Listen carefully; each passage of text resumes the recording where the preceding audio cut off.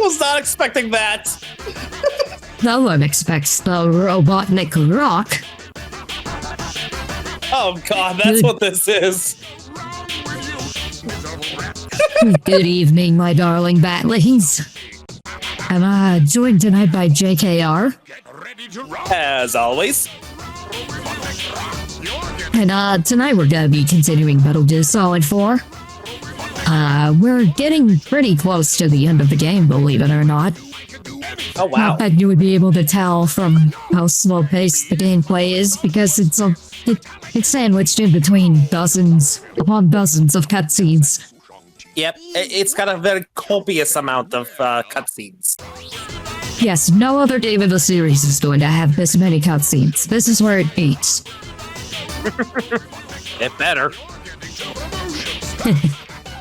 Like, by the time we get to Metal Gear Solid 5, the final game in the series in terms of, like, advancing stories, it's going to have very minimal cutscenes and mostly focus on diegetic storytelling, where, like, a lot of stuff happens as you're playing missions. But yes, without further ado, let's move on over to the gaming scene. Get out of the throne room. Also, testing out a new voice tonight. Same one I used on the failed Bayonetta stream. Hey, Timo. Hey, Timo. Well, Metal Gear Solid 5 is one of the first ones I played on stream. Interesting. Death is here early too, and Death's here and didn't bond me this time. But, you know, before we start, I just want to say, there is such beauty in destruction. Wouldn't you agree, Arikado? Are you hitting on me? No! I'm talking about the Godzilla! I love me some urban destruction. What can I say? I literally have a clip of me trying to get up from a cliff and dropping to my death. That happens a lot in Metal Gear Solid 5. Oh, her forehead deserves a break, eh? Yeah, my forehead deserves a break. Thank you. Thanks for thinking of me. I also, head pad and bonker beans might be a little bit off-center. Let me, fix that. Okay, that still works. Yeah, just want to make sure my colliders are set in the right place. Yes, they are. For a second, I thought you were putting on, like, this big green, like, one of those big blow-up, green suits or whatever. I don't know what they're called. It's just weird. I've seen people wear them. I've seen plenty of people wear them at conventions. Only reason is I got shot on top of the head yesterday. Yeah, that's gotta suck. Paintball, right? Yep. Yeah. At paintball. Okay. Buddy, I expressing saying, is it saying up the surprised one a bit too easy? I have to tweak this from time to time because I'm not always sitting in the exact same position. Yeah, you know, Death, I remember the first time I ever actually went paintballing, this was my scout troop. We were, like, I was still, like, you know, playing around. I still didn't know what the hell we were doing. Yeah, I got a paintball, straight to the face. Thankfully I was wearing a mask, but the paintball, like, exploded right on the vent where my, mouth and nose were. And, yeah, I could taste the paint. That just... Are you kidding me? That tastes disgusting! What color paint was it? I don't fucking remember. I have to see one of the old photos. I want to know what flavor the paint was according to its color. I have to look at the old photos because like, that was a God. Like, if it was red paint, was it red flavored? I think it was a blue, like, I think the shell itself was, like, blue, but, like, the, like, you're gonna laugh at this, the paint inside, I think, I could be misremembering because it's been a long time, it was white. Oh, so it was jizz flavored, continuing the Pegatron thing. Hey!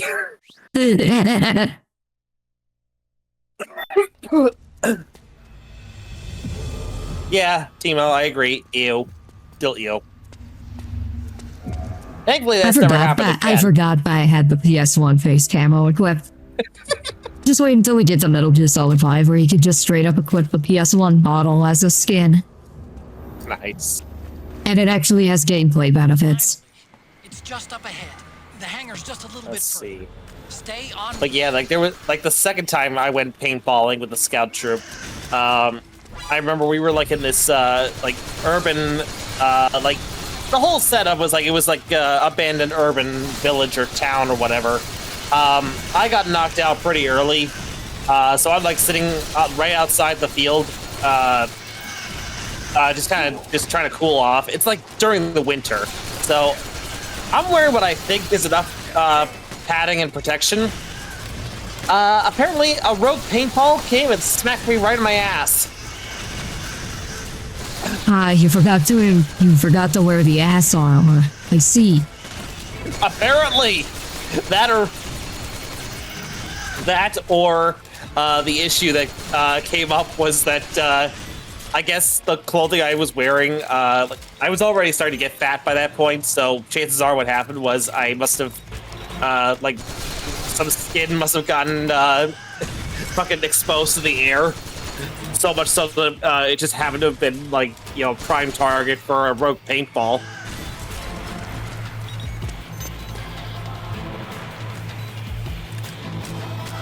Alright, I'm almost out of bullets. Let's make this count.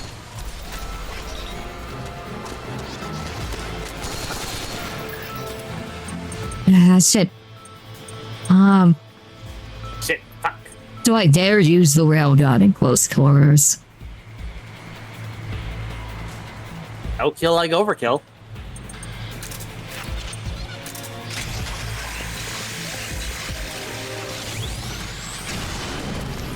Okay, so it is safe to use in close quarters.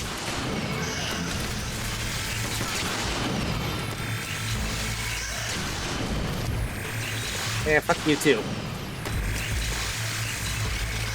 Fuck everything in that general direction. Yeah, exactly. But yeah, you know, funny thing is, on the second, Oh, on they that same, kept the pit there. I didn't see that. well, it would have been Yeah, funny if this you is fell this into is it. the area that we went in that led to Rex's hangar. Kind of funny because yesterday was supposed. I think yesterday was the first day of fall. Yeah, it was. Yeah, would have been funny if you just like if you came across this last night in the game and just happened to. It would have been the perfect time to say, see you. Well, actually, no, it would have been the perfect time to say, see you next fall. That would be at the end of fall. Yeah, right. It was like the first day of. It's a shame that I didn't get to do much on the Bayonetta stream because I was planning on asking you if you had remembered. Oh. Because wait. the Bayonetta stream happened. For the brief period I was able to stream it, it happened on the 21st night of September. Oh God.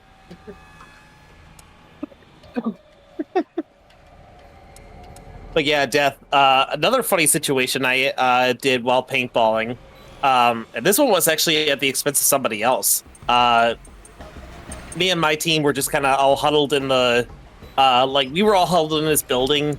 Like it, you know, it's stable enough that you know people can walk up onto the second floor and everything. So we're being a bunch of kids, mind you. We were scouts at the time, so I was like an older scout. So a bunch of us are just all like, you know, grouped together on the top floor.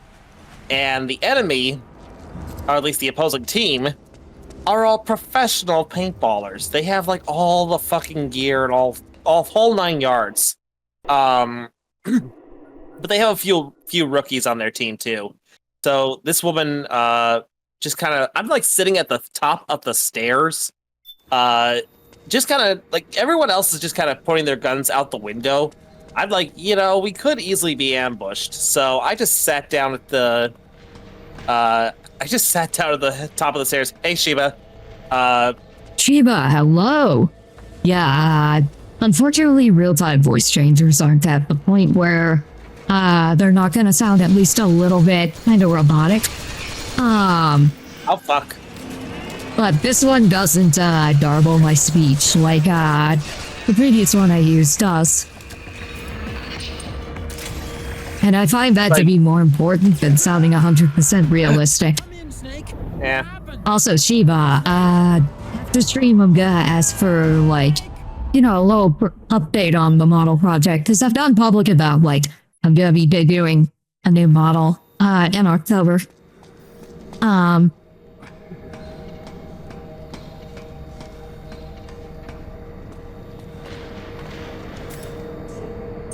Let's see.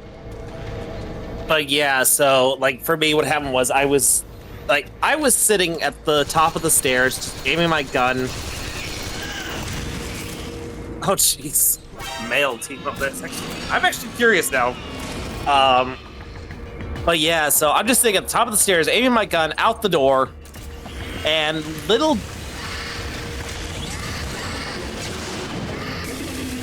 that would be a question for Ari. I don't see any reason why not, but Should you post the loadout pic in Discord? Might as well, sure. You can post it in, like, general or something.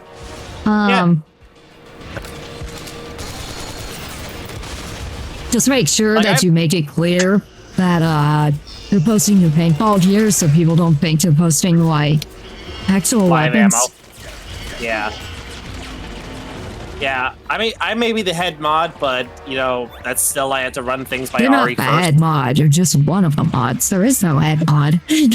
I consider myself the master of the dreaded mods, only because I'm the one who usually puts enough effort to moderate the channel, moderate the place for you. Besides, you're not the head of anything. Your rank in the server is scrub monkey fed class. Is it? I thought... You no, changed it Furred. without my permission. Yes, but it's still Furred, and you never bothered to change it back. I'll fix that after stream.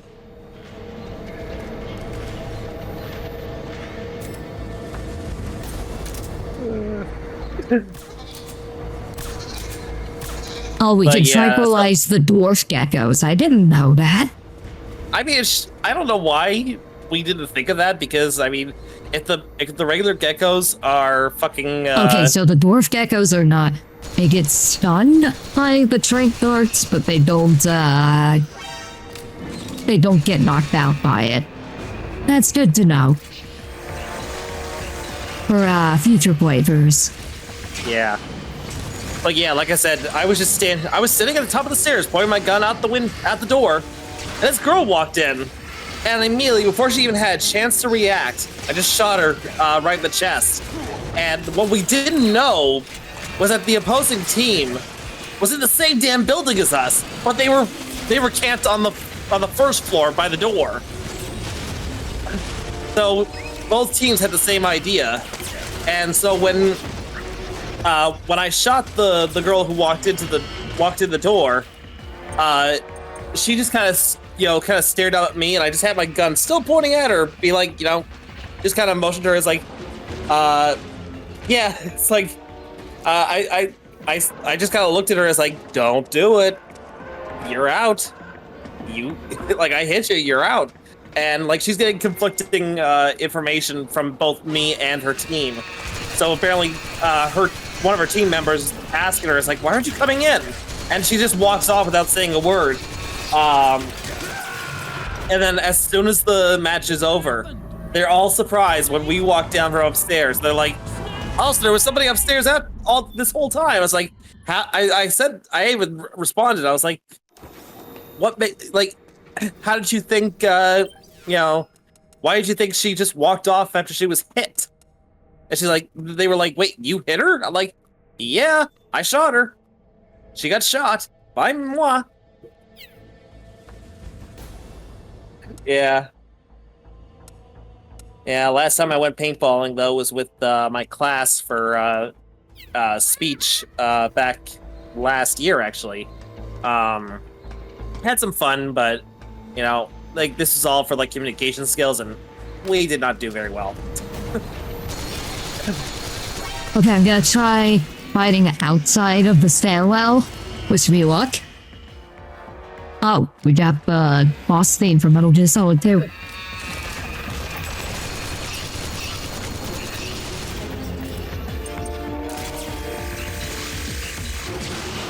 I can't take the boss theme for Metal Gear Solid 2, Yell Bad Cell, seriously, because I'm so used to the Siva Gunner version of it, where, like, the remixer, or Ripper, I should say, Yeah. edited it, so instead of playing, like, the Yell Bad Cell, synth, like the actual song, it's playing the Flintstones theme, but with the Yell Bad Cell sound font. No, Oh God. don't hold my face. I'm not into face fucking. No. This isn't Alien. Oh god, they are like face huggers. Except instead of impregnating you, they just electrocute you. I don't know which is worse. I mean, I would think that implanting an alien embryo in you that kills you when it hatches would be much worse than just staying Yeah. shocked. Yeah, probably. Get off me! Get off Don't my blow back. my back out! I don't want back. Yamete! Fuck you too. No, don't fuck it. That's what it's trying to do to me. Like, yeah, Death, I agree. A lot of communication was necessary, but, you know, a lot of our team didn't know how to play paintball. Like, very few of them had ever done it before. I think I was, like, one of the few who actually had done it before. Okay, I'm gonna try using something that has more splash damage. I'm trying to strategize here. Grenade launcher it is. I haven't done to use this baby much anyway. It's like going after a fly with a bazooka. If the fly could shoot back. That is the problem here. Yeah, that is true.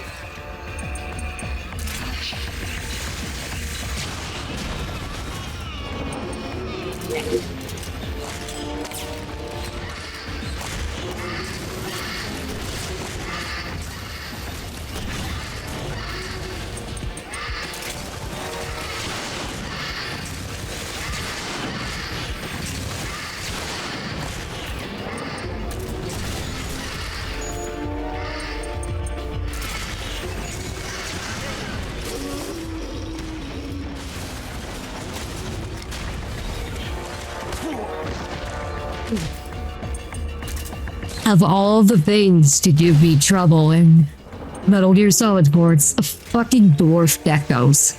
I love that.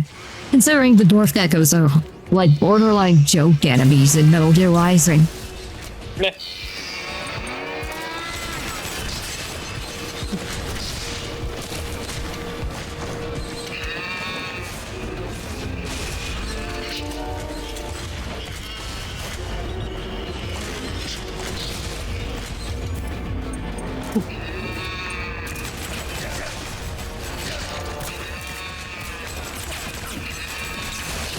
Get off me! Get off me!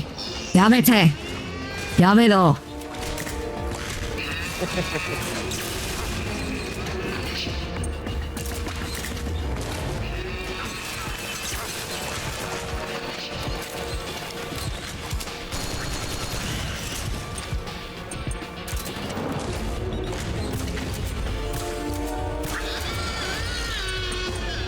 Okay. That goes down. Yeah, it's like shooting a fly with a bazooka if the fly also has a bazooka. Sorry, I haven't been focusing on chat because I'm trying to stay alive. I didn't happen to look at the chat either. That's my bad. Sorry. I was doing something on my phone, kind of clearing up notifications. Okay, finally, we're all dead.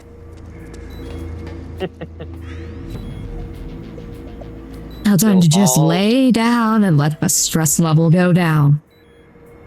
Till all are gone.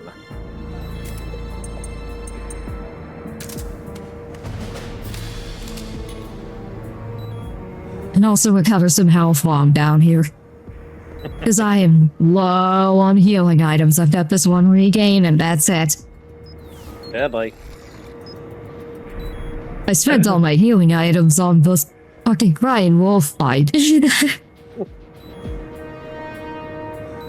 And do you think I'm going to find rations here in the abandoned nuclear disposal facility on an island in Alaska?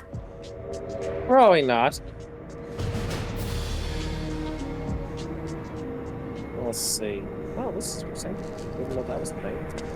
Let's see. Oh yeah, I thought her name was Whooping Cough. The joke doesn't work the same without the context it's presented in. I'm sorry. Speaking of which, just have a ration. Not speaking of whooping cough. Speaking of food.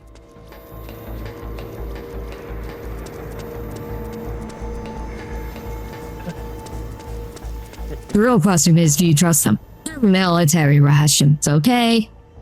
They're gonna be fine. Military rations are good forever. That's what everyone says. Passions proved that wrong pretty easily with the military ration that he opened and took a look at and tasted a bit of that had remained unopened since the Vietnam War.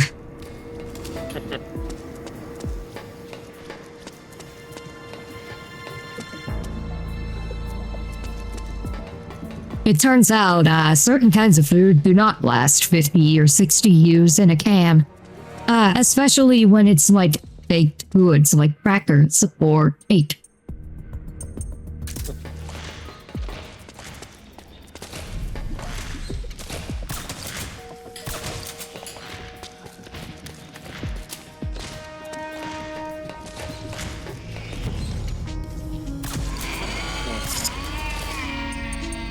Alright, time to stealthily take out the gecko.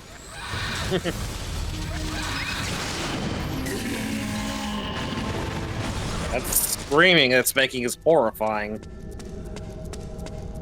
Yeah, a ration at a nuclear waste disposal site. Yeah, it'll be fine. And Not nuclear waste disposal site, nuclear weapons disposal site. But all the nuclear weapons have been removed. It's fine. That's how radiation works, right? What could possibly go wrong? I mean, Snake's already got a killer virus inside him that can wipe out all of humanity. What's a little radiation gonna do? Yeah, I mean... Wait, what if it mutates the virus to make it worse? Yeah, that's what I was just gonna say. It's like, I highly doubt it's ever gonna, like, mutate the virus into this, fucking... you know, monster, or whatever. Yeah, that's never gonna happen. Snake's gonna be fucking, patient zero for a zombie apocalypse.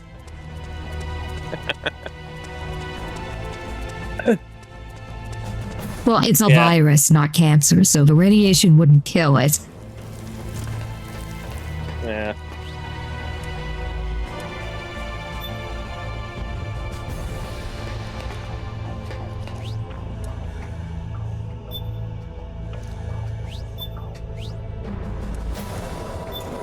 Oh, I gotta go to floor B1, I see, said the blind man to his death life.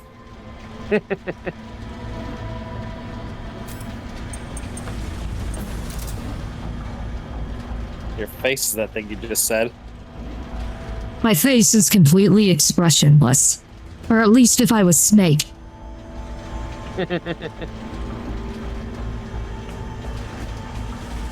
mutates the virus to create the perfect super soldier, a bioweapon, if you will. Snake's already the perfect super soldier, right down to him basically having a built-in expiration date, which is why he's so rapidly aged in this game. You know what, I'm gonna change the face camo, because we're about to get into a lot of cutscenes and we're not going to have the same impact. In a bad way. If he looks like a PS1 low poly model. But yes, let's also take a look at our beauty camos. Waiting Raven. Laughing Octopus. Crying Wolf. Question, if Snake's wearing the Crying Wolf face camo, is that the same as him being in blackface? That's a question to ask Kier next time he's here. Yeah. Also, the two white and face camos, visor on and visor off. These are Octo camo. Yeah, we got Otacon face camo. I say stick with the Otacons. We got... And we also just got basic face camo that also blends in with the environment. There is, like, benefit to using certain face camos in a particular section of the game we already did where you're tailing someone. If you're wearing the beauty camos, it actually helps you blend in a bit better. Or at least, like, keeps them from shooting you on sight. Oh, wow. But yeah, old Snake. Poor sad old Snake.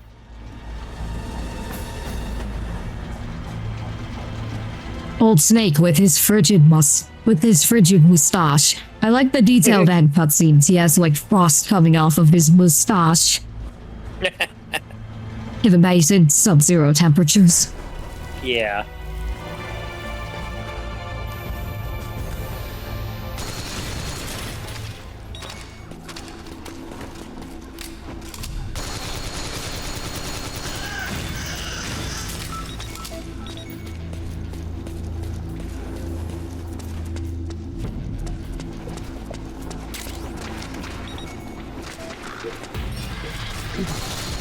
Oh no, they found me. No, they're swarming, they know. Kill them all.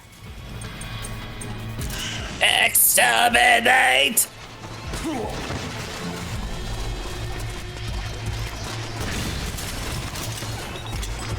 Well, if I told you there's a part in Metal Gear Rising where we get to control a Dwarf Gekko.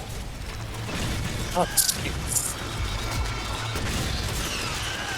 And all the moves you can do is latching on to people's faces and electrocuting them.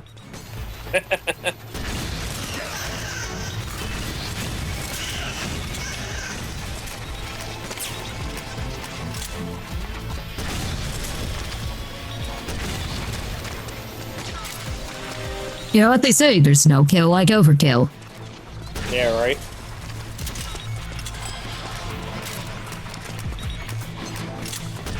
Our battle cry will be total extermination of the geckos.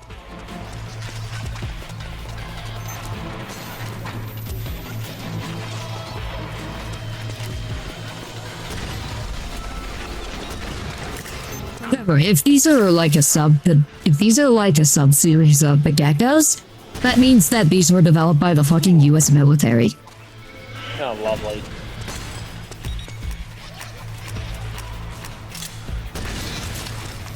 Like, yes, these will be amazing on the back. Well, actually, I'm joking about these things being useless on the battlefield, but they've kicked my ass multiple times.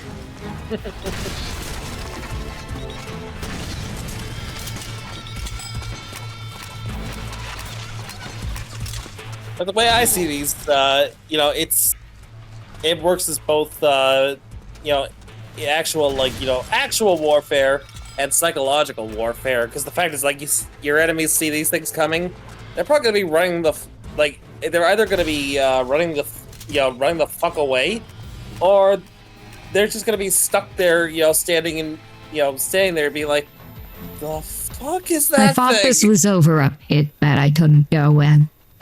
Ow. But no, it's just lore.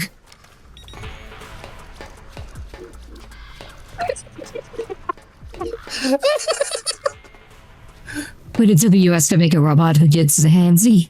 Yeah. Also, as we saw earlier, they have a swagger when they walk, when they're when you stack three of them on top of each other and put a trench coat on them and they pretend to be a person. That is genuinely something that happened in this game, and it was amazing. They have a strut. They have a strut that's like, they download those on my way to steal your girl struts.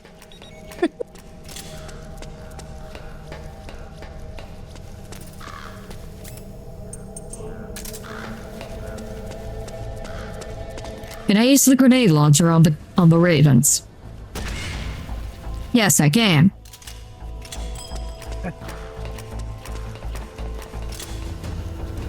I still, I still wonder why the hell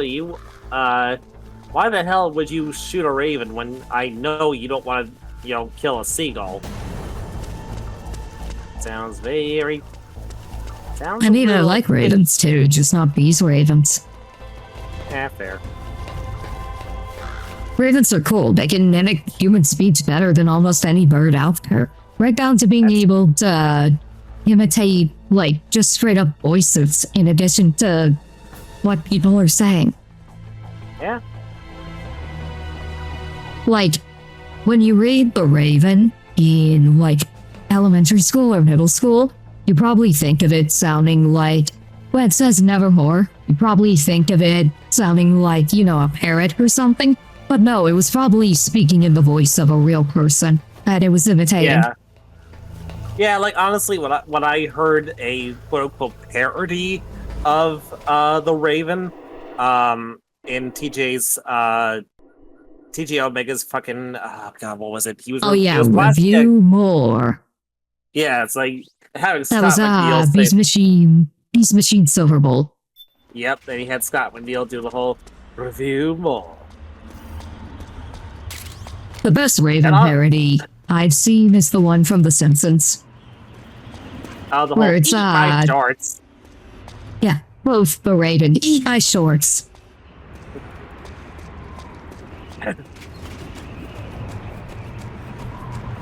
Like, every time anyone says, quote, the Raven, I immediately just go into, like, this, like, deep narrator-esque voice and be like, nevermore.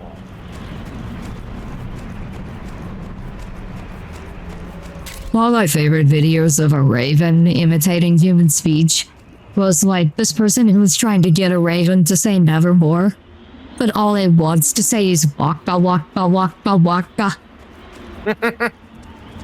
It does say nevermore, but the way it does it is waka waka waka waka. Say nevermore.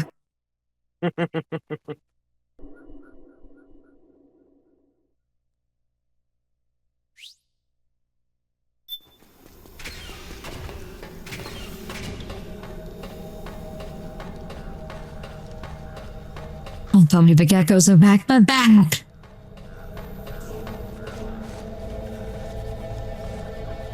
I think I went the wrong way and may have just fucked myself in the not fun way. Ah, shit. I tell ya, we're going the wrong way.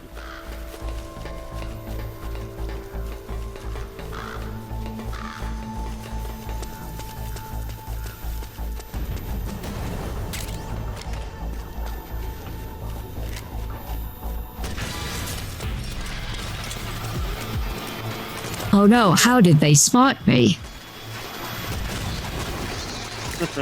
It's not like I alerted them to my presence with an explosion or something.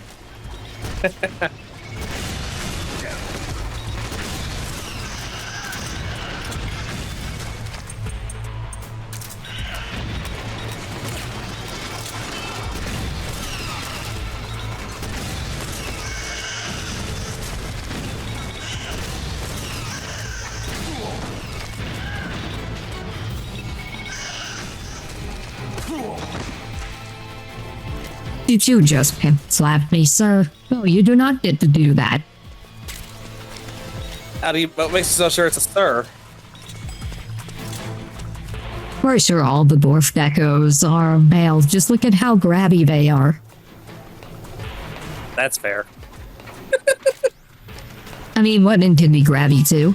Just, Usually they're more subtle about it. Yeah. From my experience, at least. And that's about as Yeah. far into detail about bad as I'm allowed to get.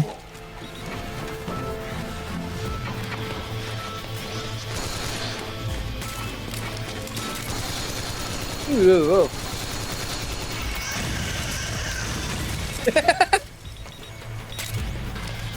I was gonna argue, but yeah, Maxine has a point.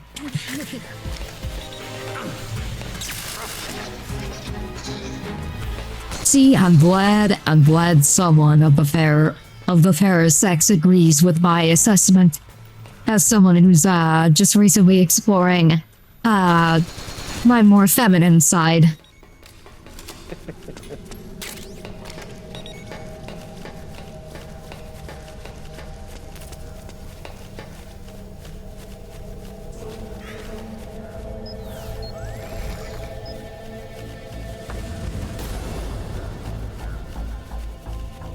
Be right back. The last thing, and this is how we all know Max and I have never met IRL. Yeah. Not yet, at least. Maybe someday. Like I said, if you ever find yourself somewhere in the Triangle area of North Carolina, I'm treating you to some barbecue and or some fried chicken. I know good places for both.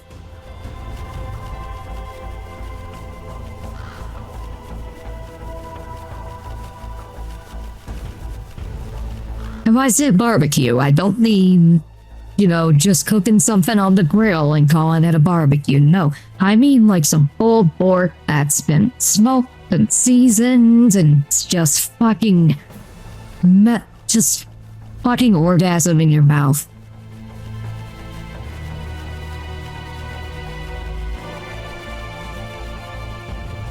Except without the bitter aftertaste. That was foul. I apologize.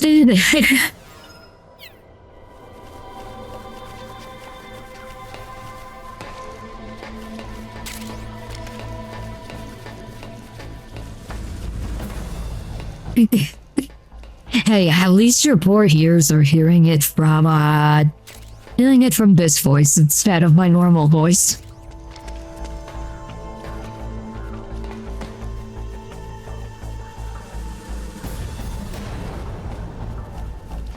Yeah, like, I shit you not, North Carolina's got great barbecue, especially in this area, because this area of North Carolina is known as, like, one of the best places in the country to get barbecue. And it's the kind of barbecue that they don't serve really anywhere else in the country. I guess it's dependent on how much pineapple is consumed in prep. That's a good point.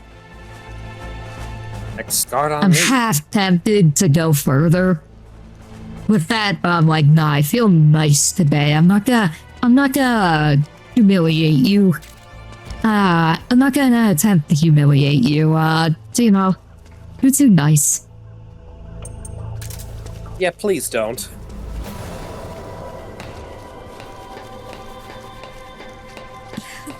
I'm mid-formatting that maybe. Died in game. I'm sorry. I'm sorry I killed you. At least you could use the famous Corone quote. Oh, I'm bi. Thank you forever.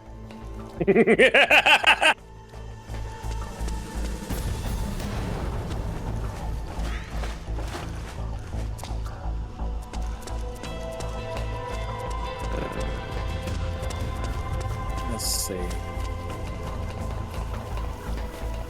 Let's think. Don't hurt yourself. I should say that to you.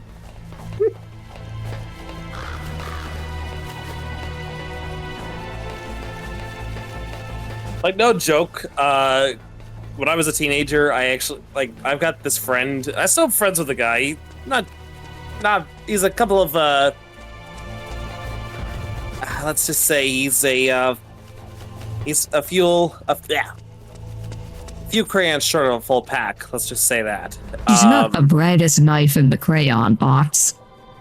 Pretty much.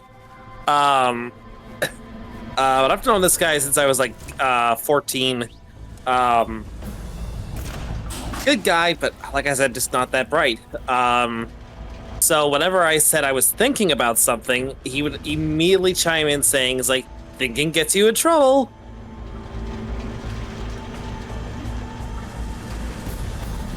I was thinking like, no, thinking doesn't get me in trouble, it gets you in trouble. Depends on what you're thinking about.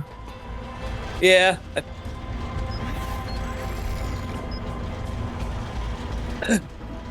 That's fair.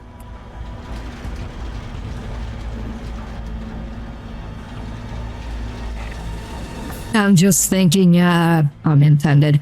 I'm thinking about, that Weird Al video that Weird Al, recorded and posted on social media and his YouTube, where he saw, like, a street sign that says, "Don't even think of parking here." And he's like, "You can't stop me."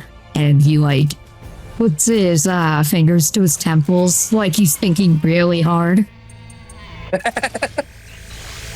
Because he's like, Yeah. they're not stopping him from parking there. They're trying to stop him from thinking about parking there. Right? But they can't stop him from thinking. Yep. Weird Al's just a genius. A mad genius, but Not, yes. not just a comedic genius, but like a genius in general.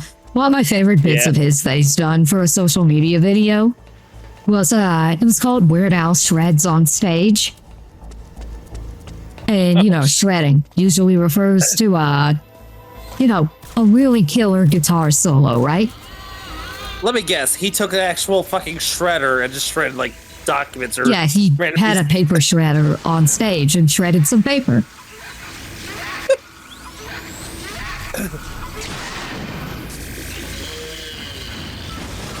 Well, what are you waiting for?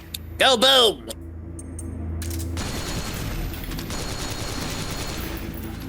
And another good one was when he was at the grocery store checkout, had, you know, the, like, 10 items or less. Yeah. He stuck a little post-it over the 10 items or less to make it say 10 items or fewer. Which is the grammatically correct one. Yeah.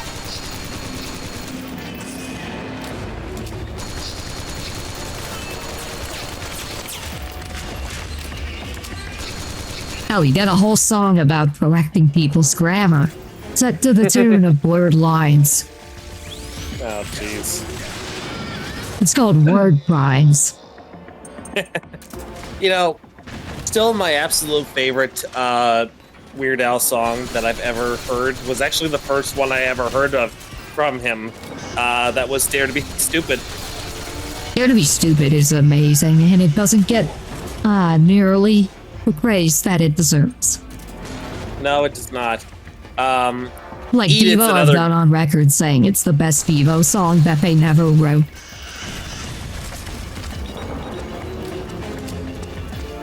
Yep. Because it's done in the style of Devo. Yeah. It's like the best of his, he calls them pastiches, but other people call them style parodies, where he's like not parodying a specific song, but rather just Yeah. the overall vibe of an artist or band. Right. I say it's the best of his pastiches. It's like he nails everything about Devo's music, including the kind of lyrics they would use. Yeah, like another song that he did was actually one of his parody songs that I love. As I kind of like gained a new appreciation for this one because of some baseball team was apparently using it as a joke to do with their mascot. The song "Eat It." Oh, he is great. It also features a guitar solo by One Hit Wonder and underappreciated guitarist Rick Derringer, Oh, nice. who also produced his first couple albums. He was the producer for Weird Al's first few albums. Aside from lending the guitar solo to it. if you're at all familiar with like 70s era classic rock, you might be familiar with Rick Barrenger's one hit, which was Rock and Roll Hoochie Coo. Can't say I've heard that one. It's really good. I just don't like Rick Barrenger as a person. He's not like full like conspiracy nut. Oh, geez. So he's like one of those tinfoil hatters. Yeah. He also wrote Hulk Hogan's theme song for the WWF. Back when it was the WWF. Yeah. But we do not stand Hulk Hogan here, because apparently not only is he, you know, kind of like hardcore right-wing nut job, but even other classic era WWE wrestlers do not like him. Yeah. Like, I recently saw a story that I was not aware of about Hulk Hogan, where sometime back in the 80s, all the wrestlers were trying to form a union, and they made the mistake of informing Hulk Hogan that they were going to form a union, and Hulk snitched them out to Vince McMahon before they could officially unionize. Oh, lovely. So yeah, he's like, a scam on top of being a liar and a grifter.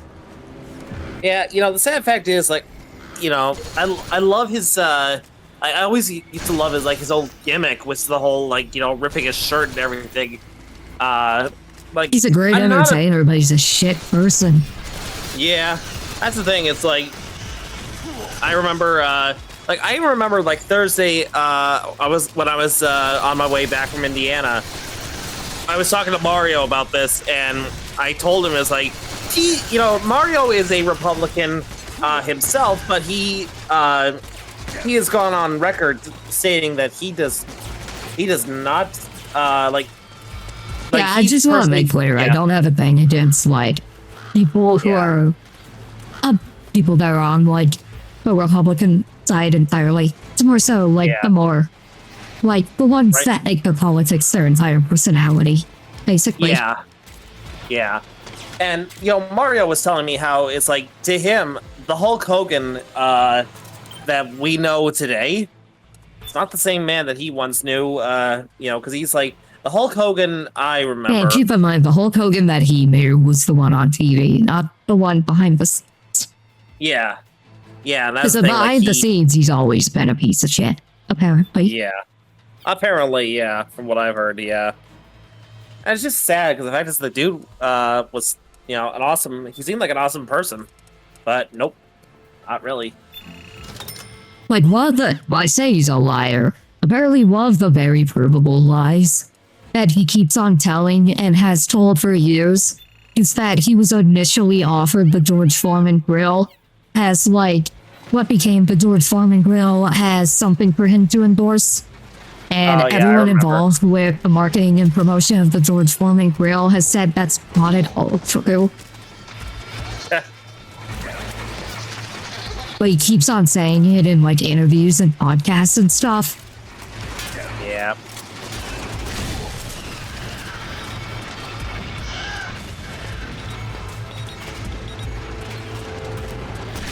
Oh no, they can open doors. Yeah, it's not like they can open doors.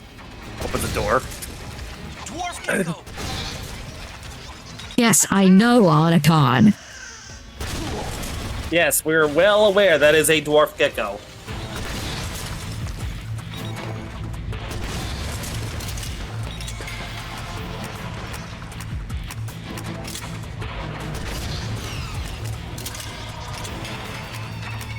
Also, just returning to chat for a second. Yes, Dare to Be Stupid from the Transformers movie. One of the weirdest inclusions on that, like, mostly butt rock and hair metal soundtrack, but I still love it. Yeah. It works for the context it's presented in. Is on the floor above you. Use the lift. Yes, I know, Otacon. I'm waiting for my stress meter to go down. I keep saying meter, it's a percentage. Do you remember how to use a lift, Snake? Snake, try to remember the basics of pressing buttons. I'm not senile yet. See, I just remembered I got the voice changer on. I can't do the snake voice. That's why I did it in my shit impersonation of your impersonation of Snake. I gotta teach you how to get that gravelly tone in your voice without stressing your vocal cords. Yeah.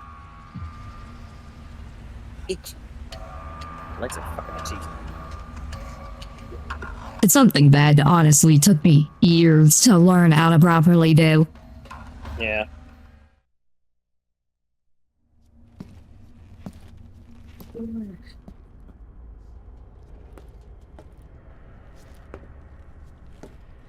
Properly vocal fry. I do false chords as my gravelly technique, like I'm doing a death metal growl.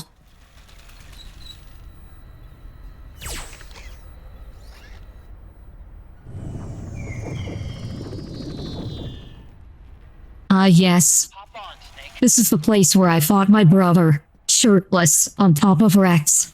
Why were we shirtless? I don't know. I don't know, he just took my shirt. While I was unconscious. Yep.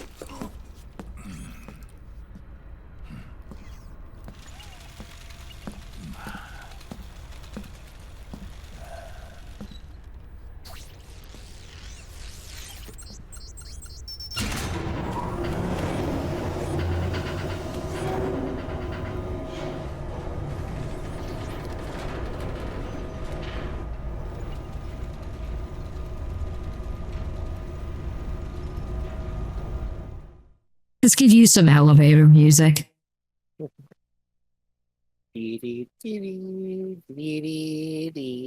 Wrong spy theme. The Mark III has so much personality. The Mark III and the Mark II both have so much personality. I want remote-controlled toys of them. But Konami's like, no, we don't make fun toys like that. We make collector-oriented figurines.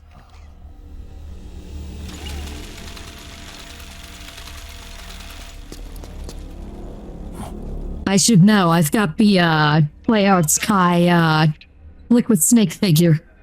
I know Konami didn't make it, but they're licensed it. Rex to launch his nuke. Yeah. He only needs the railgun.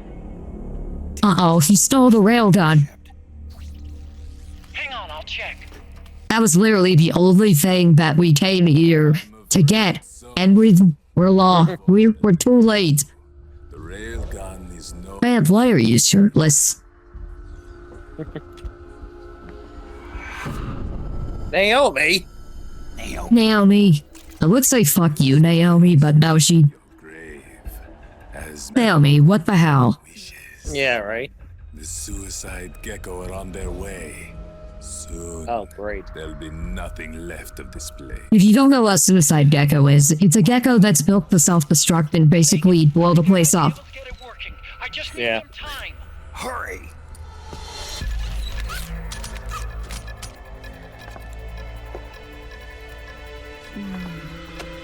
I'll leave the rest to you. Naomi! Naomi, what the fuck? Yeah. That's what I'd like to know. What the actual fuck, Naomi? You'll amuse me until they arrive. I mean, to be fair, what bad tongue do? Come on. Can somebody just put a bullet in Vamp's head and just be done with everything? I'll take care No, of because he'll regenerate, remember? Kill that Okay, how about we, how about somebody take a, how about somebody take a fucking machete, to his neck when he's down and I don't chop know off why his no head? one tried that. It would make sense. Yeah, because it's like, if he is supposed to be symbolic of a vampire, then, you know, decapitation is the next, is one of the first steps to taking care of one. I mean, Vamp is bi. Yeah, he's called Vamp because Hideo Kojima apparently thinks that Vamp is a slang term for bisexual person. Which, I don't think it as a bisexual person, no, not really. Is this your best? Vamp is a term used to refer to a seductress, not a bisexual.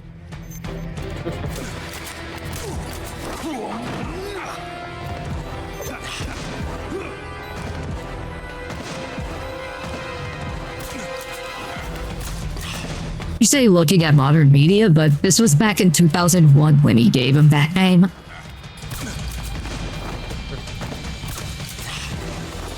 Like, what was there at that time that would have given that impression other than, like, Interview with the Vampire?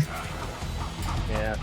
And, no, not even the Francis Ford Coppola Dracula has that.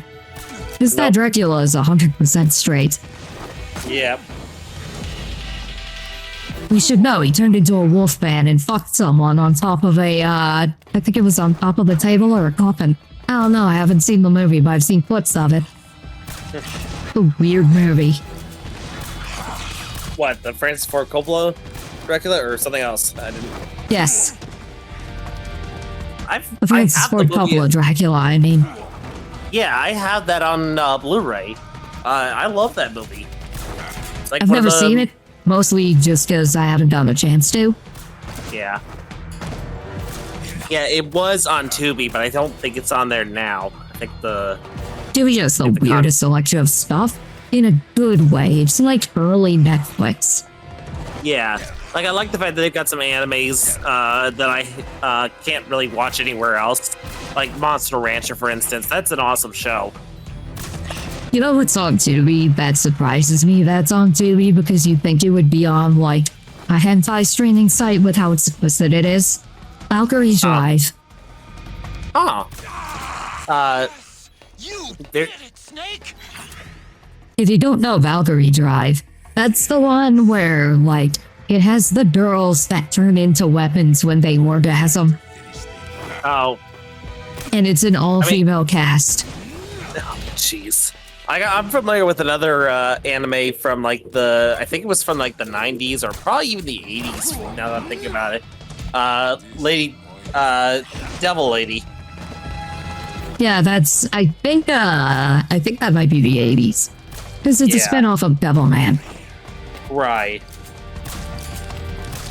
Like I just remember like early YouTube had a few clips from Devil Lady. Like for one, like that scene where she's apparently talking to the girl who sold her soul to become Except like for this shark Protag demon. no, including Protag Protag-chan, actually. There's a gag in the first episode when she keeps meeting new characters on the island, on the Aldera Island it takes place on. That's also an academy because of course it has to be a school setting. Where, like the running gag is that the kanji in her name can also be read as virgin.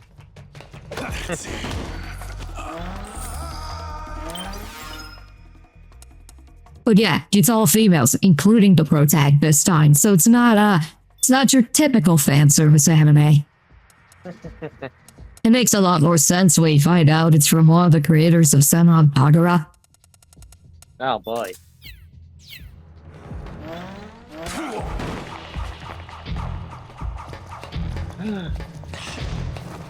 I'm doing a speed.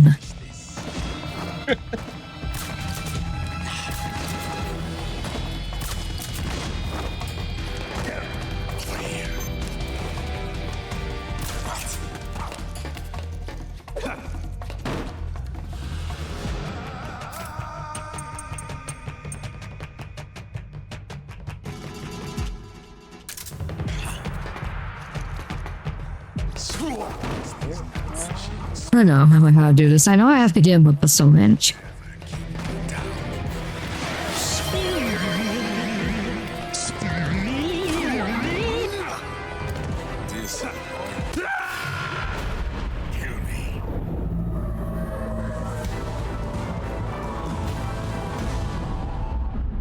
Oh, no one calling Snake this time? Damn, that's disappointing. Disappointed! No, we do not quote, what's his bitch? Kevin Sorbo here. He's a piece of shit. Like, at the very least, one of the few reasons that I occasionally tune into Twitter discourse is to see what he's getting made fun of for this time. Kill that monster! Get Naomi back, Snake! It's like, Please! his entire Twitter presence is just him saying stuff that he thinks sounds smart, and then getting dunked on by everybody for how stupid he is. Also, in response to Otacon, No!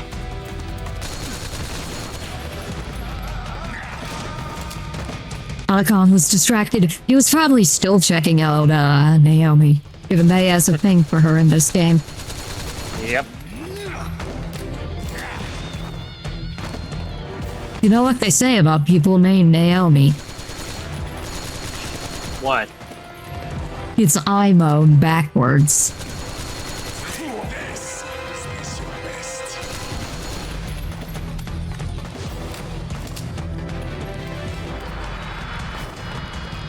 Okay then. I'm not wrong. I'm technically correct. The best kind of correct. Also, hi Kier, feel free to jump in if you want to. Yeah, we're finally at the fight with Vamp. We've been building up to... They've been edging us on a Vamp fight this whole game. Oh, if it isn't the known liar. Yeah, he already refuted your claims of pants posting as soon as the stream started. So, your response, Kier. Hello. The response is hello. I didn't hear. I just. I said that JKR has refuted your claims of pants posting on Twitter.com at the beginning of the stream in the chat. I am awaiting your response. Oh, he deleted it. You know that, right?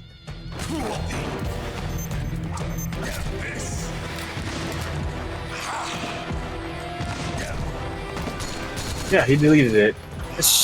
Show screenshots of me posting that, and then maybe people will actually believe you. But if you don't have, You know if you the don't- rules of the internet. Pixar, it didn't happen. Yep. Give me one moment. Let me try and find. Time to finish this.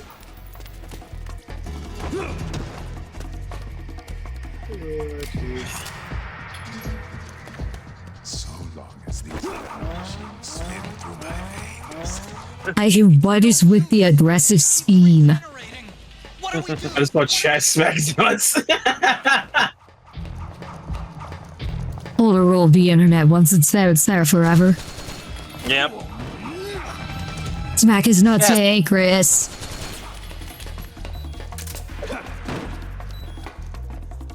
Hey, left, smack his nuts.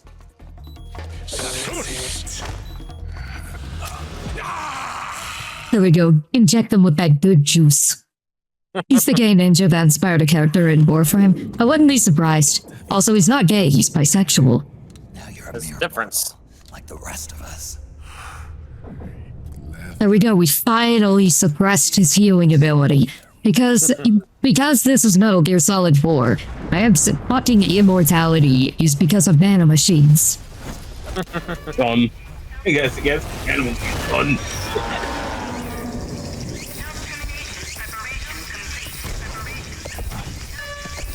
Anyway, these geckos are going to self-destruct very soon. Self-destruct in 60 seconds.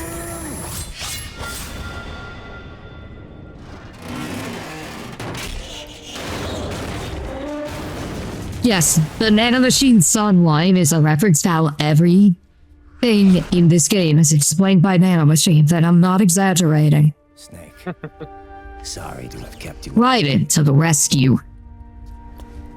You ready for this? Sonny gave me the go-ahead. I can't fight without the approval of a 5-year-old. It is the code of the ninja.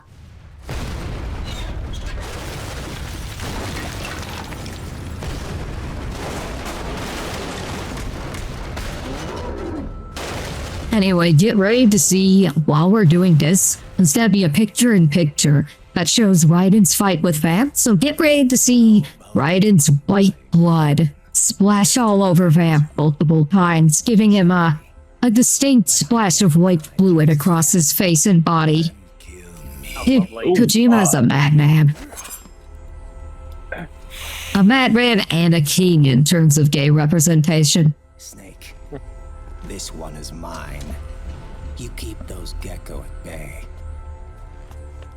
Those things got some thick thighs. Yeah, we recognized that last night.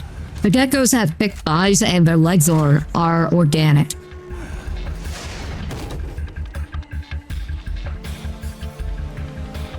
Arikado. So theoretically, those thighs could have some swish to them. I'll do my best. Imagine resting your head on those thighs Wait. and then getting shot for trying to do a lap pillow with the gecko. Let us duel with blades. But no, don't get your cock out, please.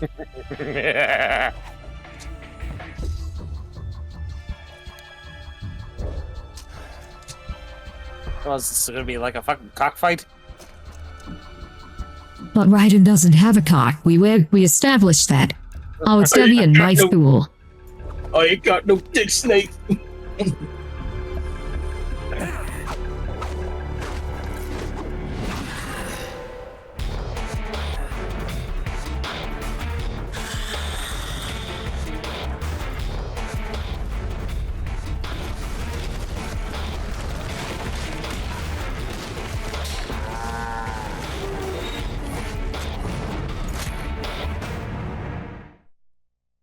Alright, time to marathon killing a bunch of Gekko. And for this section, no, we don't have, I was wrong, we don't have infinite ammo for this section. Well, shit. And I was wrong, it wasn't a picture-in-picture, it was a split screen. It's been a while since I played this. I posted the proof in the meme section. Let's see this shit.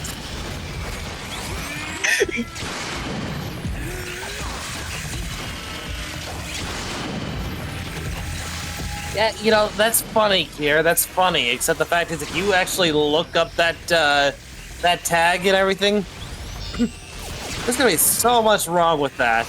Like, nobody will believe it. Because if you look, they'll look it up, and they'll find that there is no name on that is they'll find that tag does not belong to me. Is what I'm trying to say. You're assuming that people are going to do their own research instead of taking what he says at face value. This is the internet.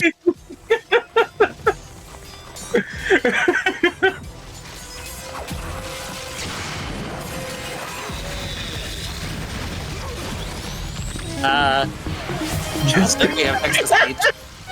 Do we have a text-to-speech that reads messages? Only on bit messages. To keep it from being abused by people that could, potentially get me in TOS trouble.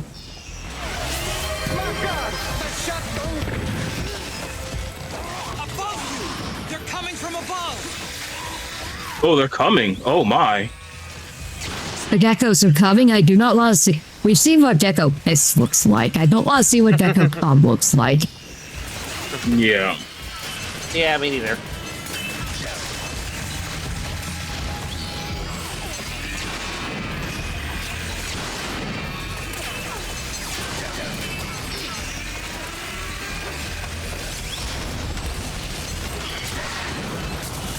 No, don't crush me with your thick thighs, Gekko.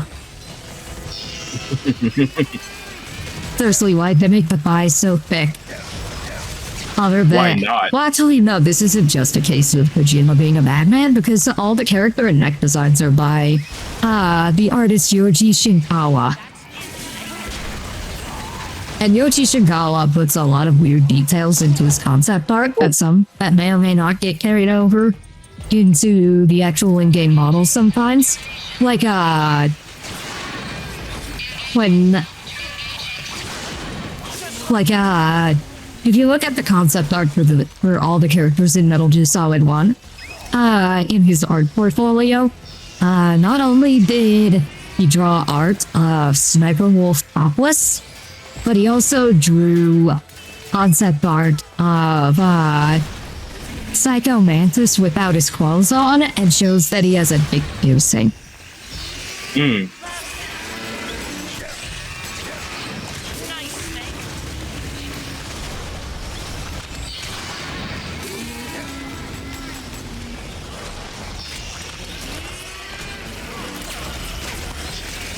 front! That's it!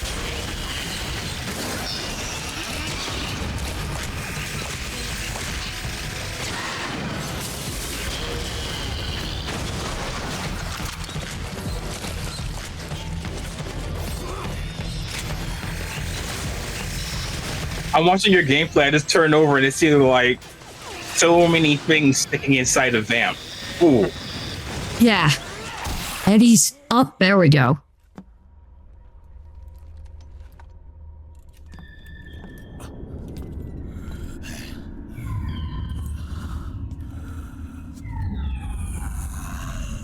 Also, he was redacted S-wording for Naomi now. Just like he was doing for Fortune. Breakdowns are referring to her as his queen. Yep. All I'm saying is that if Vamp retired to civilian life, he would be a Discord moderator. Ooh. Present company excluded, of course.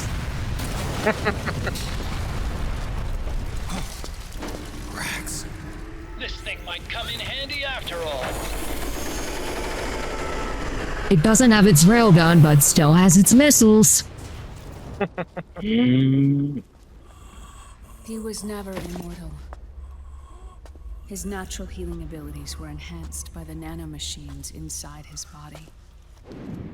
Seriously, it's literally just nanomachines, son. Battles. Yeah. He's finally reached his limit. So Yes, many he would kids. have so many kittens. Ease my pain.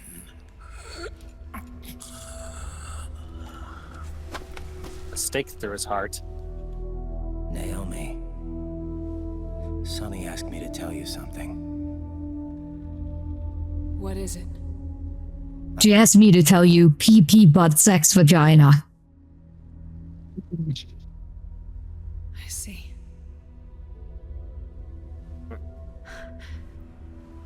Ow.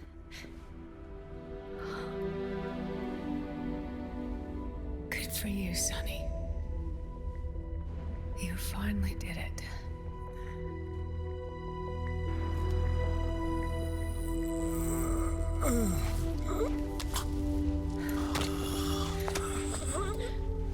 Kill him, kill him, kill him, kill him, kill him, kill him, kill him.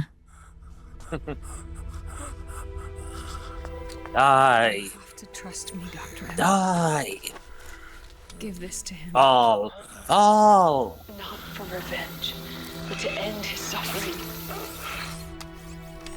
You've got a ninja with a sword that can cut through damn near anything. Decapitate him. Yeah, right. Yeah.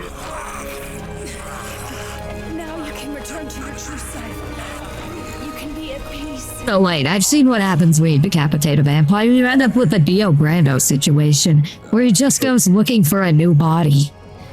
Oh, jeez. That's why they don't decapitate Vamp. They've seen JoJo's Bizarre Adventure. Well, they haven't seen the anime because it wouldn't have premiered at the time that this takes place, but they've read the manga because they're true fans. And they didn't start at part 3 because it's the most popular part. They started at the beginning like a good fan should. Either that or they played the, what was it, the second Castlevania game where you had to find all the parts of Dracula. Which itself is based off of, one of the Dracula sequels. Is ended. Snake. Liquid's down below us. He's stolen the Patriot system. slipped out of their sight, and taken their ark. Ark. A warship, unfettered by land, law, country, or network. The only place where they are truly released from the shackles of the Patriots. He's going to Cybertron. Outer Haven. Outer Haven. Liquid plans to launch the nuke from that ship. Space. Spies. Nice. But no, Team he's will make basically most definitely. taken Arsenal gear from Metal Gear Solid 2 and turned it into his own personal, like, When all of Outer Heaven. Except he calls it Outer Haven because he's trying to one-up Big Boss. The thing is, heaven is a haven, which is a bigger. Haven could be a small area. So he's not one-upping him up at all. He's downgrading. Liquid was never that smart. No good. Remember his genetic speech where he got it all wrong? we must not pass them on to the next generation. Geckos have some good Rule 34 artwork. I am afraid. That I'm going to investigate. one that even Why, Kier? For the Why? record, Why would- Gecko in this term is spelled with 2 Ks, not CK. Yeah. Okay. Anyway, say goodbye to Naomi. What have you done? Vamp and I, we are the same. We're living corpses. Our bodies kept barely alive by nanomachines. Then you. Cancer. I shouldn't even be alive right now. The nanomachines have kept it from progressing. But there's nothing more they can do.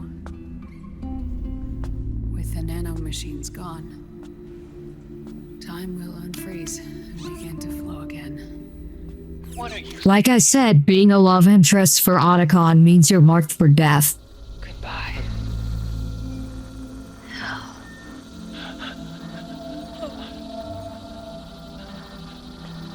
Don't!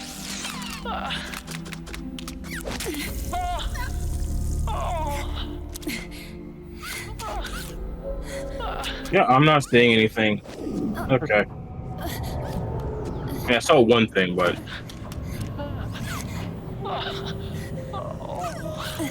I think it might depend on the site you're looking on. I checked 3 different ones. So it might be the spelling, maybe. My best to Sonny. Naomi, don't do it! Are you crying? Of course he's crying. You fucking emotionally manipulated this poor man.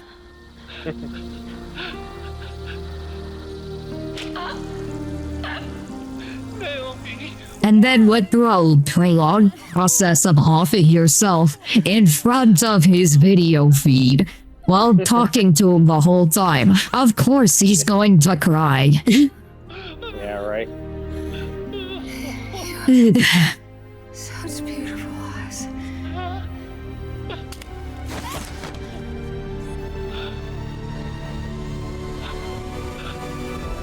I'm sorry for everything.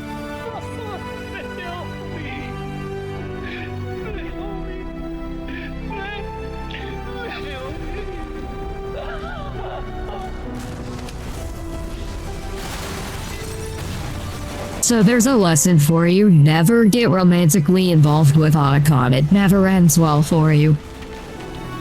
I feel sorry for him.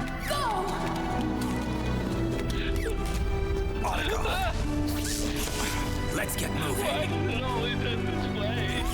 Even Otacon's aware of it. And we did dedicated Yeah. flashbacks to all the times it's happened. They're coming.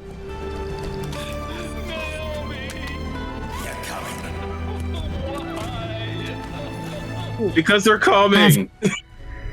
After this, Otacon would solely switch to 2D waifus and become the ultimate fanfic creator and change his name and nationality and become Hifumi Yamada. Oh God.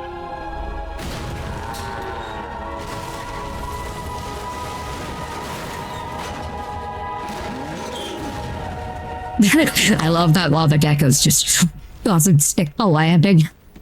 Yeah, it's hilarious. Unless the plan in that case might backfire, and that way it makes you both happy. Haven't lost everything yet. I've still got a job to do. That's right. Anyways, for this next section, we get to pilot the Metal Gear Rex. Oh God. More tears to shed. It gets better. Get out of here. Remember how Metal Gear Ray is still out there? Short. So Yeah. as Yeah. we go. Wait, are we going to have some Metal Gear on Metal Gear action? Yes. Ooh, kinky. Why do you always have to make everything into a kinky joke here? Why don't Because you? it's Metal Gear. It would be wrong if he didn't.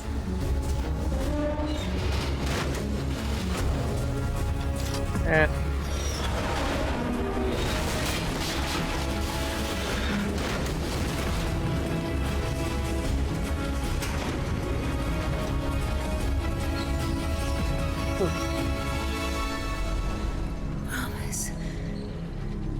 Promise me. Just die already, please. You've been horrible. Yeah, right.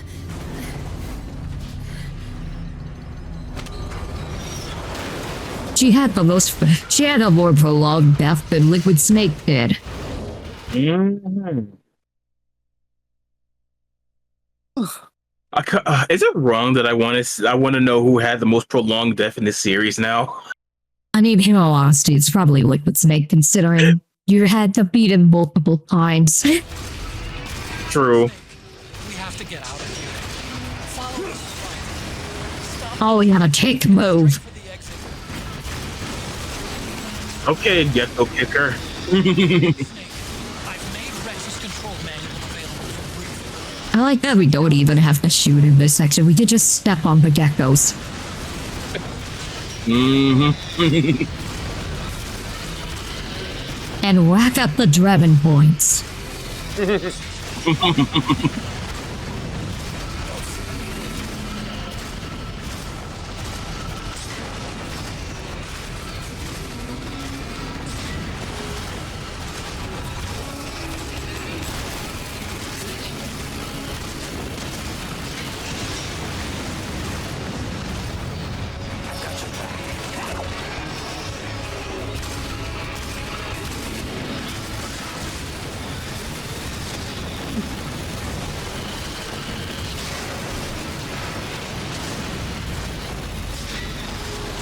Man, this is just insane, and I love it. This is just pure fan service, and I love it. Yeah. Fan service in a different way from how it usually goes in Japanese games. It's like, okay, we've seen plenty of Metal Gears throughout this whole saga. Have you ever wondered what it's like to be in the driver's seat? No. I love more riding butt shots. What is this, Revengeance? We might be doing Revengeance next, depending on what you guys are interested in saying. We're either gonna do Revengeance next, or we're gonna do Portable Ops and Peace Walker. We'll do Revengeance eventually, of course. Yeah. It's all about whether you guys want to see Revengeance first, or whether you want to go back to the Big Boss saga.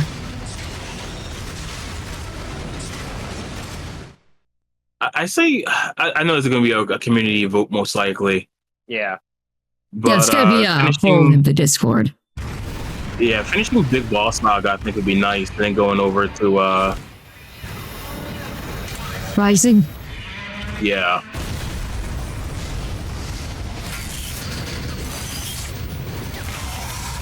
Portable Ops I am going to cover, mostly because it would be my first time playing it, so it would be an interesting perspective for a Metal Gear stream for me for once. I'm not gonna cover the spin-offs and alternate continuities, so that means no NES Metal Gears, no Metal Gear Acid, and no Ghost Babel. and no survive. Will you do Meso Gear though? That's another question. That would be part of a dedicated Ape Escape series. You But know it I would wouldn't technically play fit that. in. It would technically fit in. For those who don't know, Meso Gear was when they did a collaboration, basically. They did collaboration in both Ape Escape and Metal Gear. In Ape Escape 3's original release, not Ape, in Metal Gear Solid 3's original release, they had an Ape Escape minigame. And in Ape Escape 3, they had a Metal Gear Solid minigame. And where yours Yeah. The one from Ape Escape is actually really good.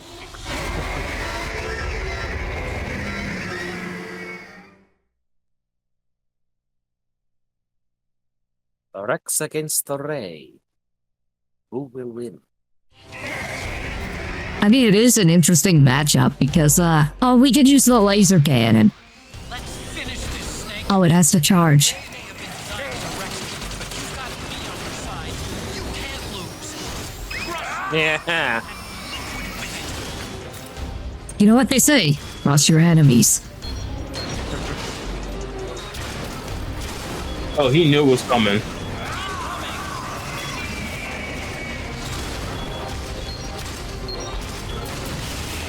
So is this proof that Ray was technically the inferior Metal Gear?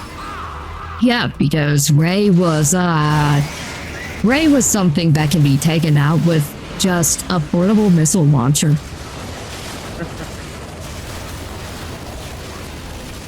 just opened his head cover. It's gonna use the water cutter. This is your chance to attack Ray's inside.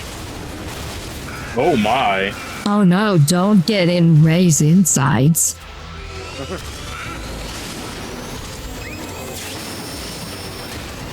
job, Snake. Keep it coming. Oh, I cut off one of its arms. Ooh, nice. You're keeping it coming. I forgot how cool this fight was. Dodge his attack.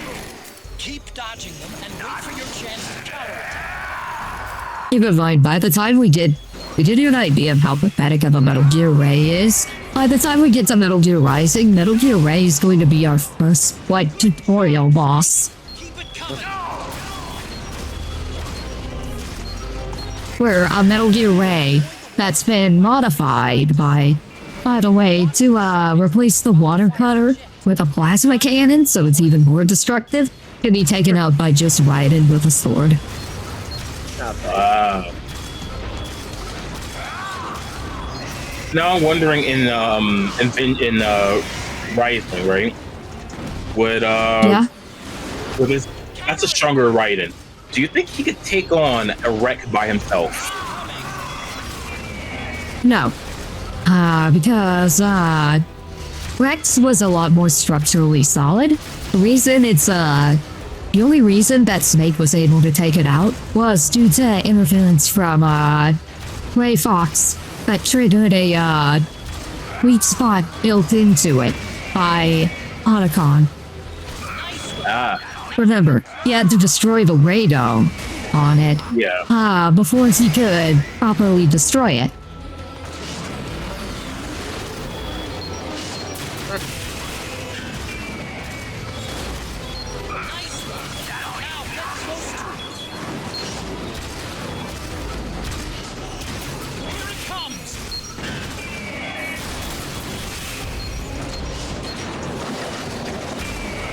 Alright, it's down. It was fun while it lasted. This was so satisfying. This was like Robotech Battle Cry gameplay. I wouldn't be surprised if that was intentional because I don't know if Konami was involved with that. It was definitely Zone of the Enders inspired though. Because that was also a Konami and Kojima project. The developers were Vicious Cycle Software. Okay, so not Konami. Where's Liquid? The parent organizer is D3 Publisher and Little Orbit. D3 Publisher, that makes sense. Yeah. Let me confirm my information as well. Like D3 Publisher, if you're not aware, is a budget title publisher, probably most known nowadays for the Onechanbara series. Yeah. Okay. I think they own Vicious Cycle Software. The publisher when this was out was TDK Media Active. Oh, TDK is another budget publisher, mostly Yeah, focusing but on things like- licensed games. That game is actually really good, though. I can actually recommend it. Metal Warriors. Metal Warrior. I'll have to check that out. Developed by LucasArts. Interesting. Sorry. Ooh. Won't work this time. Super NES. Okay, Super NES. Yeah, this is a game I would definitely play. Behold.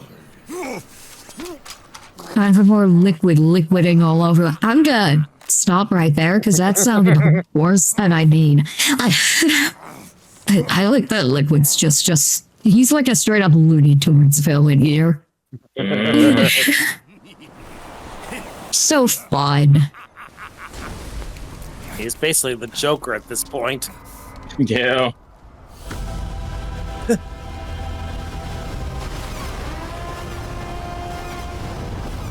Yes, that is a Mount Rushmore of snakes that he had built into the arsenal here. It is canonically called Mount Snakemore. Oh God. I hate that this popped up because current events someone made a meme. I'm not gonna bring that what it is, but JKR, you can check my Facebook and you'll see it. And with this weapon, I will destroy JD. Then everything ends. Would I be afraid, Kier? Everything begins. No, it's actually kind of funny. You, brother. And play with the weapon. Yep. He was running away like a fucking, like he was like early from Three Stooges. Die, snake. Oh I would God. so normally say is this a bit overkill, but I'm like, Snake has survived so much already that this is probably what it would take to kill him. Mm-hmm.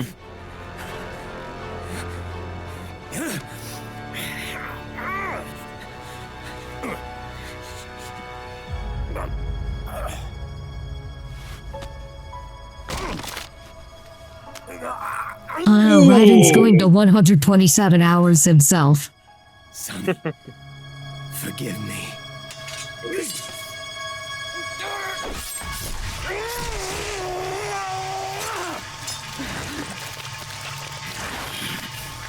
This is a precaution, not overkill. Yes. It's not overkill if this is exactly what it takes to kill Snake.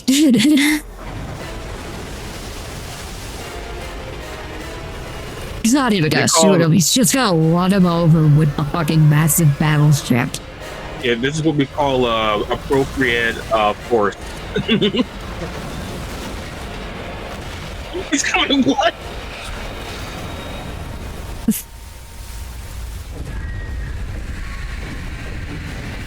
Oh, his blood has come. Like, it's a low quality artificial blood that happens to be white. It's totally not suggestive of anything. It's not like the Metal Gear Saga has a ton of homoerotic imagery in it. To the point where someone on YouTube made a compilation of every gay moment in the Metal Gear series. But yes, this should tell you how strong Cyborg Raiden is. He can stop a battleship. Or at least hold it back.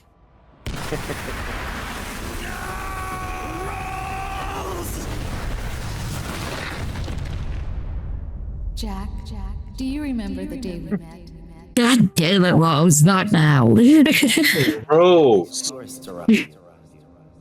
They were The question is, who's worse, Rose or Naomi? was climbing in the Rose. Because unlike Naomi, Rose is still alive. and then you showed up mouthing off. Building was in Godzilla. You trying to kill me? Next thing we knew, the tourist had gone away. week later, I found you again. I can't escape from the do you know what tomorrow is thing, even in the future after they have broken up. It was so beautiful.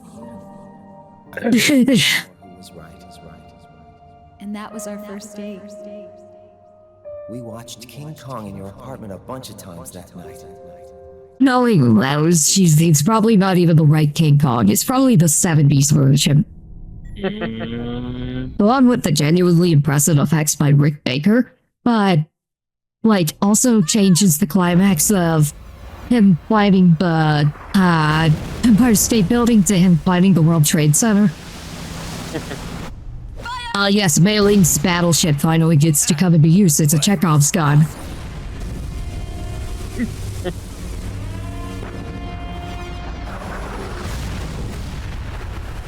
Shoot, I'm really not over her. I'm a mess. Yeah.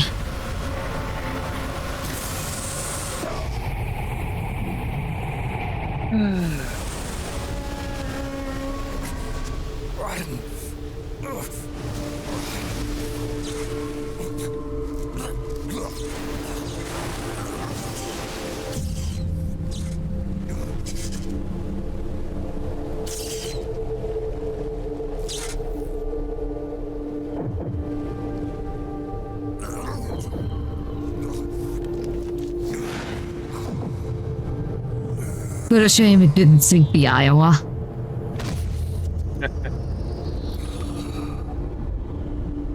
You Oha?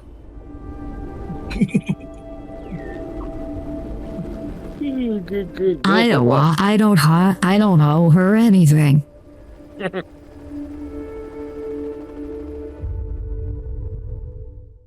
Interested for this. I mean, there is a reason why there's electricity from the sword. The reason it's able to cut through anything is because it's been refined into what the series calls an HF blade or high frequency blade, where it's like supercharged with energy so it can slice through solid metal and stuff like that.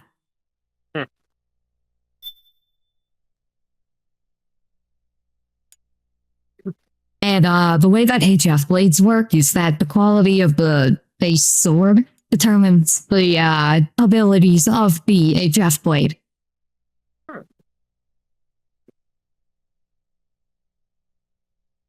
Alright, we're about to enter the final chapter.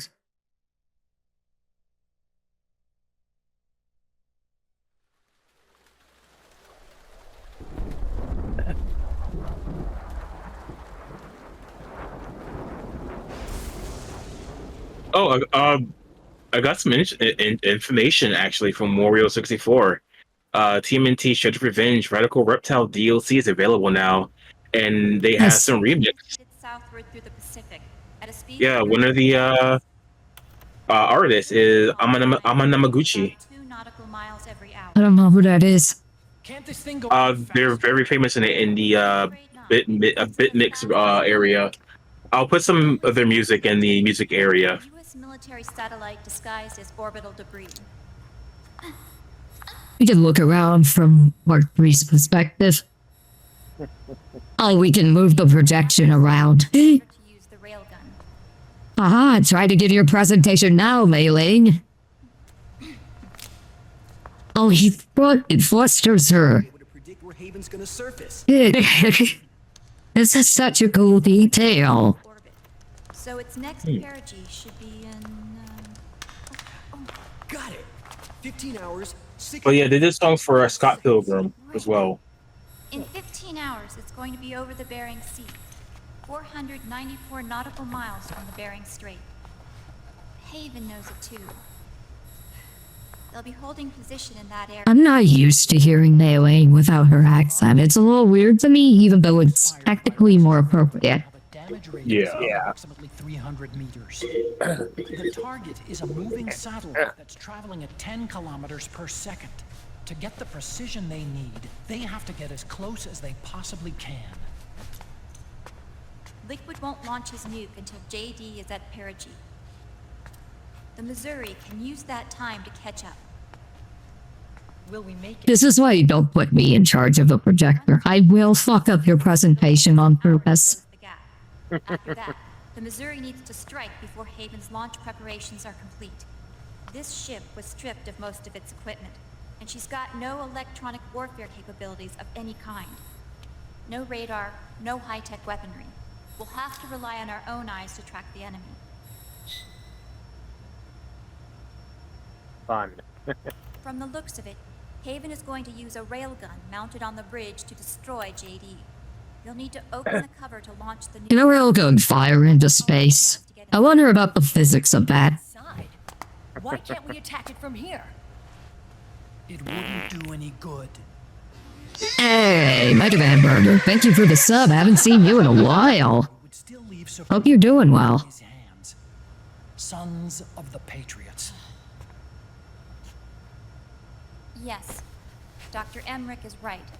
That's why we need to destroy GW from the inside, before attacking Haven itself. Liquid's very own Death Star. Oh, he just straight up said it. Yeah. All right, everybody. Fine. Here's the plan. We know Haven will have to... Doing good. Apologies for not hopping on. No, I understand. When it does, I understand. I'll hold it against you. we'll make a quick approach and deliver a strike team. Our goal is twofold. Prevent that nuke from launching and wipe out GW's programming. The enemy relies entirely on electronic means of threat detection. So they I am really into ships. I can tell. No, Johnny, don't. Johnny, you're in a relationship, man. You can't be doing that. Haven's armored cover opens. You've got Meryl. You don't need Mailing, even though Mailing is cuter. And infect it with a worm cluster. Both are cute in their own ways. But what if they shut I think down Meryl's GW? a little bit cuter, but that's just my opinion. Liquid is already in It depends on whether you want a muscle mommy or someone destroying JD more like, serve any purpose. They can't afford I don't know how to describe it. shut down. And let's not forget, Liquid will throw everything he's got at stopping the strike team. It's like, we're going to see Meryl in a different outfit at one point, and she does have some muscles, Types of microwaves. especially in her arms. Did you say microwaves? That's right. Sorry, the microphone. I was trying to get this mosquito. Start to evaporate any living person within range. But I put three songs in there in the Headbangers Ball area. You'd have to have a death wish to go in there. I couldn't find the one that was my introduction to them. I can't remember what The other song day, that a was. really serious old boomer with a channel about ships was forced to see Azure Lane artwork. I both love and hate that for them, given that I used to play Azure Lane. I played Azure Lane until I got Kashino, and I'm like, yeah, I'm satisfied. I don't need to play any longer. I got the best girl. There's a way to destroy GW. I got the Japanese munitions ship Something that is represented by a big titty cowgirl. And cowgirl as in like part cow. Naomi Oh, helped wow. with the preparations to stop Haven's launch. I'm a BRB. I just want to get some water. Okay. All of our Okay. internal Okay. data on Haven came from her.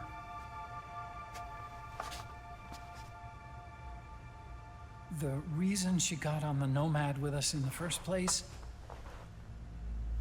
was to get close to me. But she ended up turning to Sunny instead. What do you mean? She left her plan in Sunny's hands. This entire operation is based on the data she left us. Whose side was she on anyway? It's almost like this series has a lot of double crosses in it. You should be used to this by now, Snake. True intentions were. Should be used to Naomi betraying you by now, Snake. To stop Metal Gear Solid 1 happened. Promise me you'll carry on. Or will.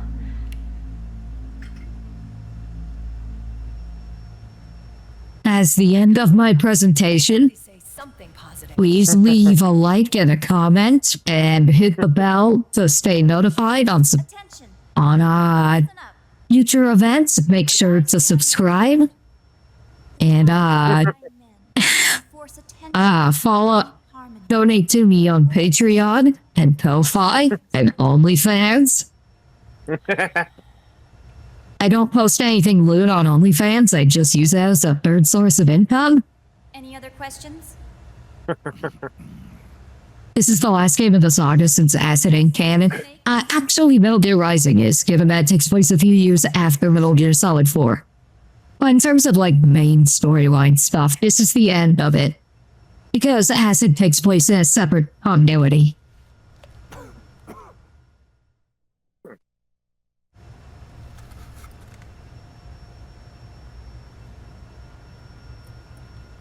I like to think that this whole time Snake's just had the same carton of cigarettes throughout all this bullshit. Saying Sonny wrote it. Actually, only about a third of it is her work. Or I should say pack of cigarettes. A carton is a different thing. Programmed to destroy Yeah. GW, but she couldn't quite finish it, so she handed it over to Sonny. Sonny went fishing in my library to see if there was any source code she could use to complete it. Eventually, she found some. A lot of people know the Metal Gear Solid franchise because of the memes and the OST. Yes, it's a very it's a very memeable series, and it has an amazing OST.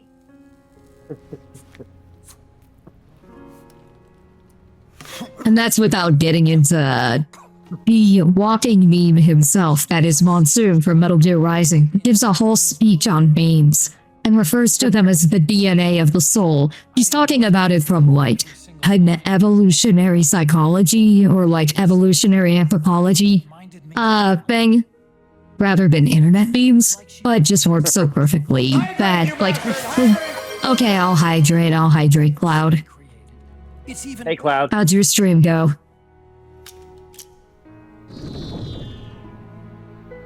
Enjoy the lurk. Hydration achieved. But yeah, Monsoon's, like, whole speech about memes.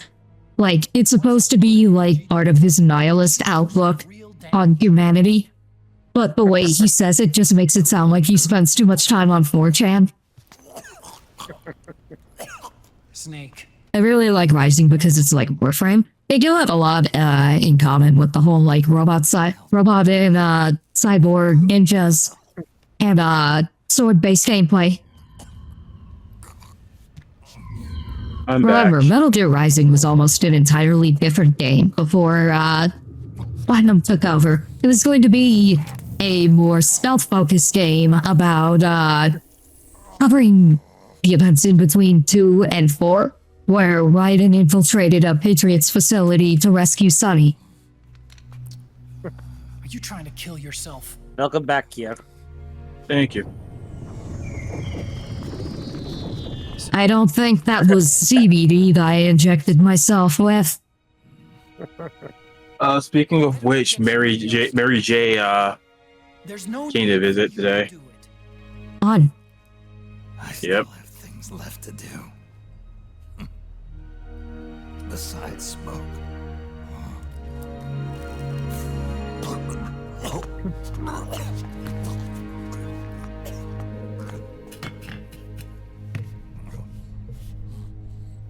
He did. Why don't you jump off the ship with me? I don't think so. I've still got things to do myself. I still have model kits to finish building.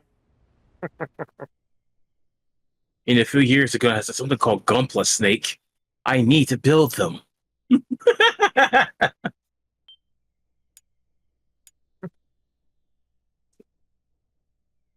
No. Otacon wouldn't just build Gunpla. He'd build garage kits.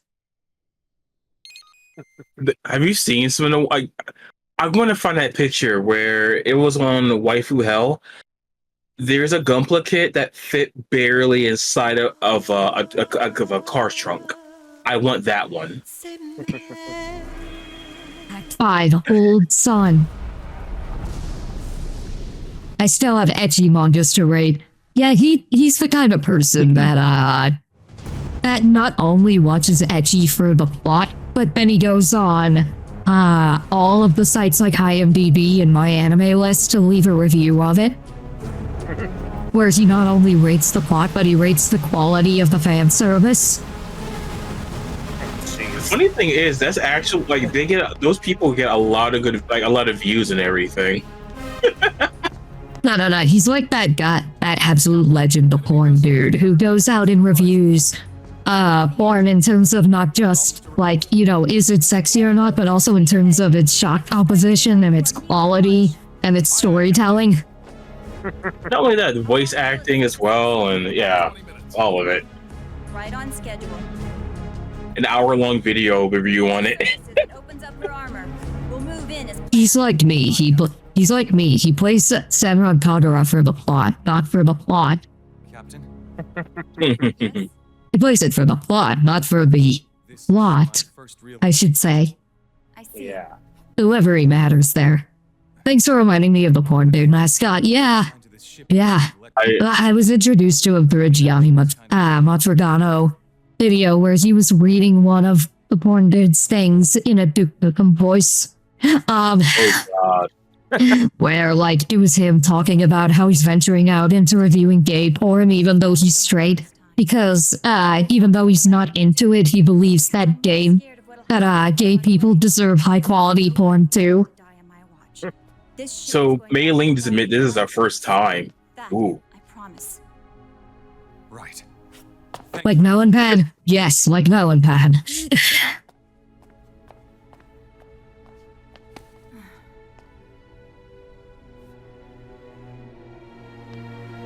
Start on me.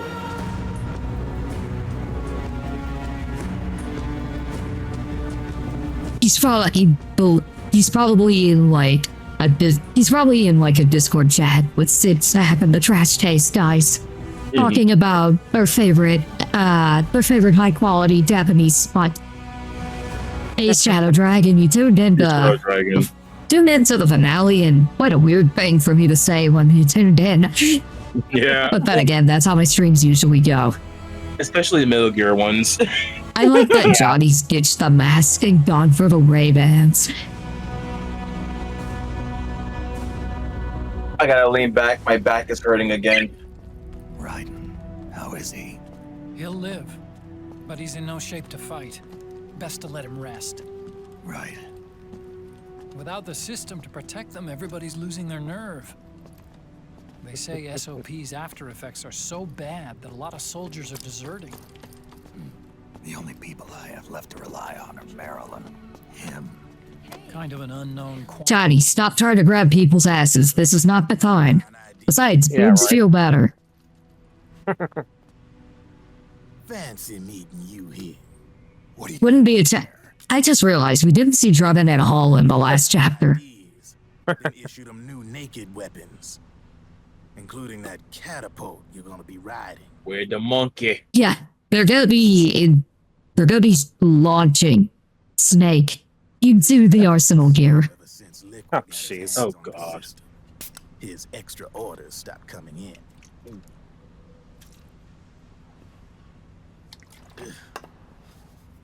Now that all the weapons You know, it would have been funny if he went to his pocket and threw them both a soda you and yours. and said, "These two are in the house." Okay, but where's the monkey? Equipment on the battlefield. That's what I was asking earlier. Like, where's the monkey? Extra special trip out here. Just Where is the monkey? Driven? Do you even have the slightest idea what's going on here? Nope. of course I do. Hold on, from his left profile, he has the Raven haircut. There's the monkey. Monkey.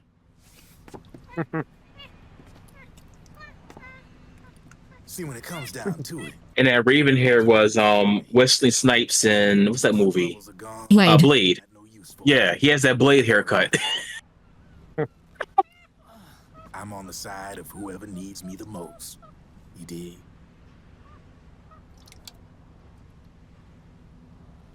Respect the monkey. Ooh, fuck my shoulder. Fuck. If you need I need to lean anything, back. say a word. Ow. I'm setting up shop here. Damn it, Kier, don't hurt yourself. Don't turn 35. It hurts. No, you want to know how I hurt myself? I raised my arm up. That's what I did. Trevin, are you a pyromancer? Enjoy it. Could be your last.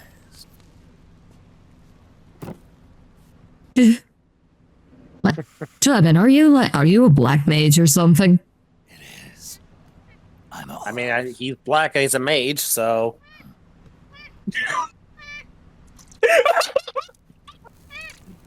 You just went right into it. You didn't even hesitate.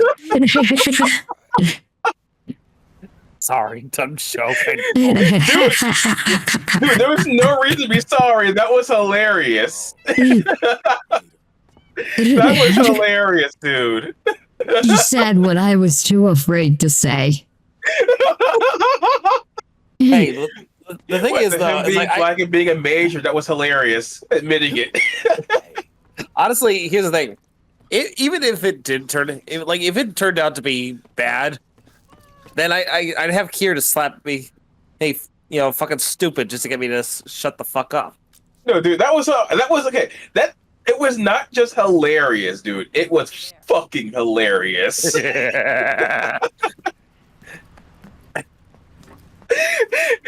You know what this means, right? Huh. Whenever I get around to reviewing every Final Fantasy game, whenever I can name the Black Mage, I'm gonna name it Drebin now. And I'm only going to give it fire skills. Fuck any other magic. So I'm intentionally making the game harder on myself now. Well, anything associated with fire, electricity, Yeah. fire, flare, even though that's, well, it's fire, but it's also non-elemental damage, but it's fire. He'll make Haven his flagship, and his PMCs will spread like wildfire across the globe.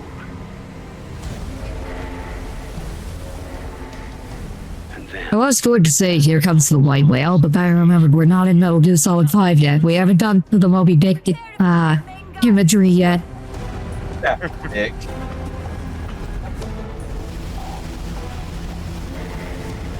What a time for an ad break.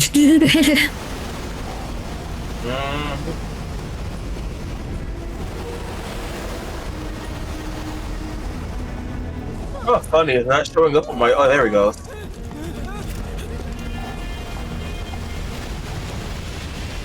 Remember, where? it's September, which means that subscriptions are cheaper this month. If you don't want to see these ads. this is our last chance to stop Liquid from enslaving the planet. As Pokemon would say, I'm a broke boy. I mean, can't get much cheaper than free, though. Meryl, can you hear me? New from Cheap Ass Free Toys. Time to do your duty. Cheap Commandos. No matter what happens. Cheap Well, for me, Commandos. Fighting evil. Buy all our playsets and toys. Right now, trying to get a dryer because I'm afraid my current dryer might burn my house down. Oh, shit. Because like the metal is, when it's spinning, it's like I think it's metal is hitting metal. Oh, yeah, that's no good. Yeah. So I'm trying to get a new dryer. Even if it's like the cheap portable one, which like I'm trying to do a little thing for. Yeah. I'll have it by this month at least. Because I'm thinking about both my washer and dryer are like 20 years old. So it's definitely time to upgrade, and I might get the 2-in-1. The only thing that sucks is $2,000. Ooh, that's Let's finish it, Snake. no good. Let this be our last battle. If we're responsible for Liquid's sins, then the onus is ours to bear. I read onus as anus. Oh god. I mean, you're not far off, given that Arsenal Gear's structure is named after the digestive tract. Oh my goodness. I did not know that. Failure will spell doom. Now you know that. From using that railgun. Then Big Man Burger and Christian. Oh God. Kristen, excuse me. I said Christian. Excuse me. Sorry on that. I'm sorry about that.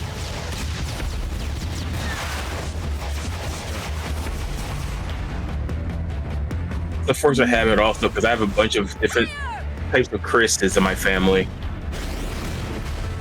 I have a Kristen in my family spelled almost the same way. Most of them went by Christopher though.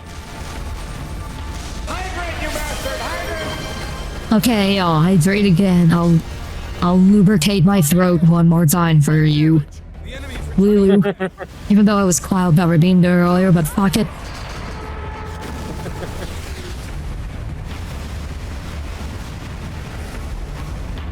I told okay, I'll have some coffee. Fresh pot this time.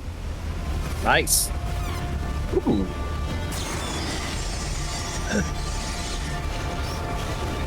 Seriously, Ari, I think you are a New Yorker / New Jerseyan at heart. I do like my bagels and coffee. Give me a drink, bartender. I blame it on me growing up, like as a kid. My parents would often take me to this place called Burger's Bagels to get fresh bagels. Mm-hmm. And Nice. that's like what got me hooked on bagels.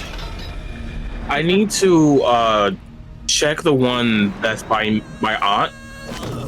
I think it's Latin owned, and they make their bagels. I know they make their bagels fresh all the time, and that's the place I told you about the jalapeno cream cheese.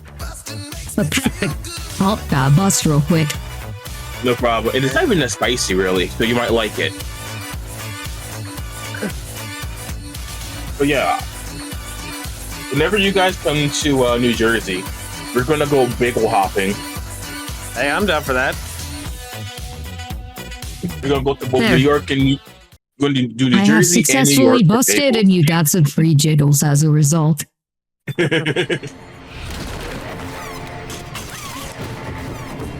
I thought it was going to be a Dreamy Bowl audio. Nah, it's busted by Neil Cicerita. Also, something funny that will be not so much funny, but interesting for YouTube would be your review of the different bagel places I take you and what you order and what you liked, didn't like. It can just be like a picture of the bagel and like the place on the receipt, and you know, hand blocking it. Yeah. Anyway, I gotta say this to Lulu while she's here. I was talking with Furret earlier and told him about that cosplay you plan on doing, Evelyn from Hello Boss, and he cannot wait to see that once it happens. Because he's a big hell of a Boss fan.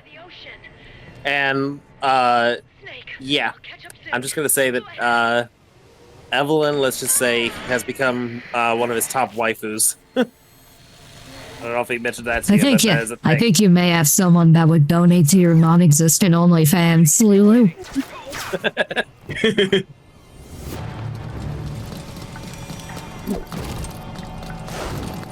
Speaking of which, I need to work on my air conditioner site.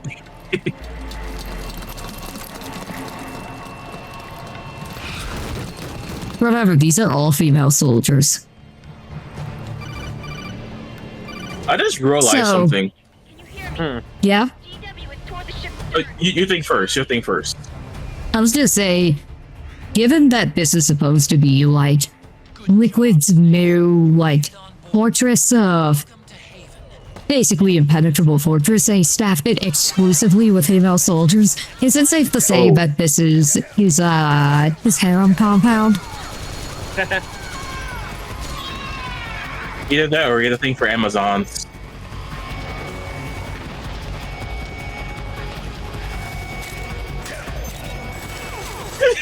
Got shot in the neck. Now he's flaccid snakes. Nah, I'm not gonna go any further with that. That was about to get really bad.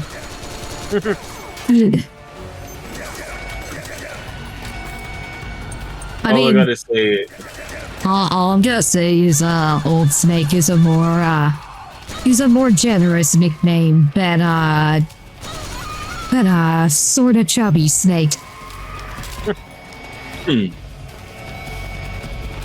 Ooh, Blitzstone, nice. Nico's going to be, Blitzo. I still haven't seen Helma Boss, but I plan on checking it out. It's on my list also. It's Blitz. Out of shape Snake. Snake. No, he's still in shape, despite his, rapid aging.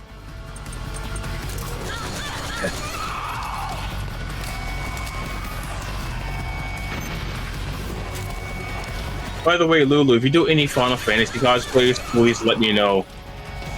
She's got she's either done or is working on, I can't remember which, a Blue Eyes White Dragon cosplay of like a humanized version.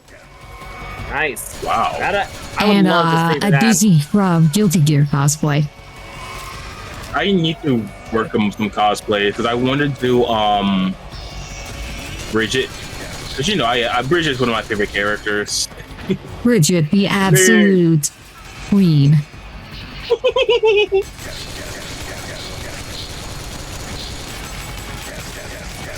I also want to do what was that character that they confirmed was non-binary? Testament.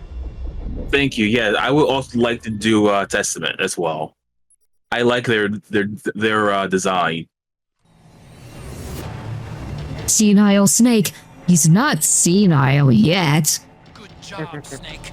You made it on board. But he forgot the code. Remember, I messed the code up also. Yeah. I like that you did a funny cutscene for getting it wrong instead of it, like, punishing you. I think it's funnier because I wrote it down and messed it up at the same time. You wrote it down and still messed it up, just like Hanukkah and Snake. Yeah. I think it's funnier because I messed up too. Yeah.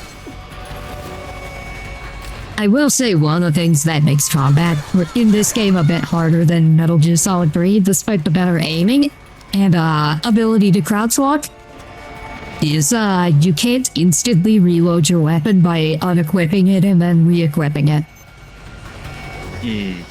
Which was a thing in all the earlier Metal Gear games. Starting from this game, they took that out. 0 out of 10, worst Metal Gear ever. No, this is the worst Metal Gear ever, not because of that, but because you can't pet the doggos. Granted, you couldn't do that in other games either, but they should have figured that out by this point. Yeah. Well, I didn't even see that grenade.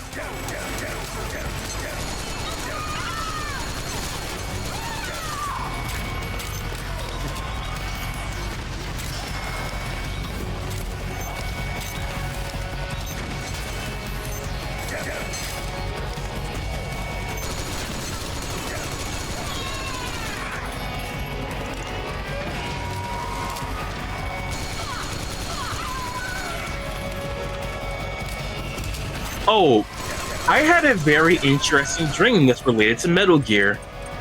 Yeah? Basically, I ended up doing like an entire retrospective of the entire series, and Kojima-san watched the entirety of everything I had to say. That was literally the dream, and him tweeting about it. Interesting. Yeah, it was like a paragraph. So maybe that's a thing I need to do next year for 2025.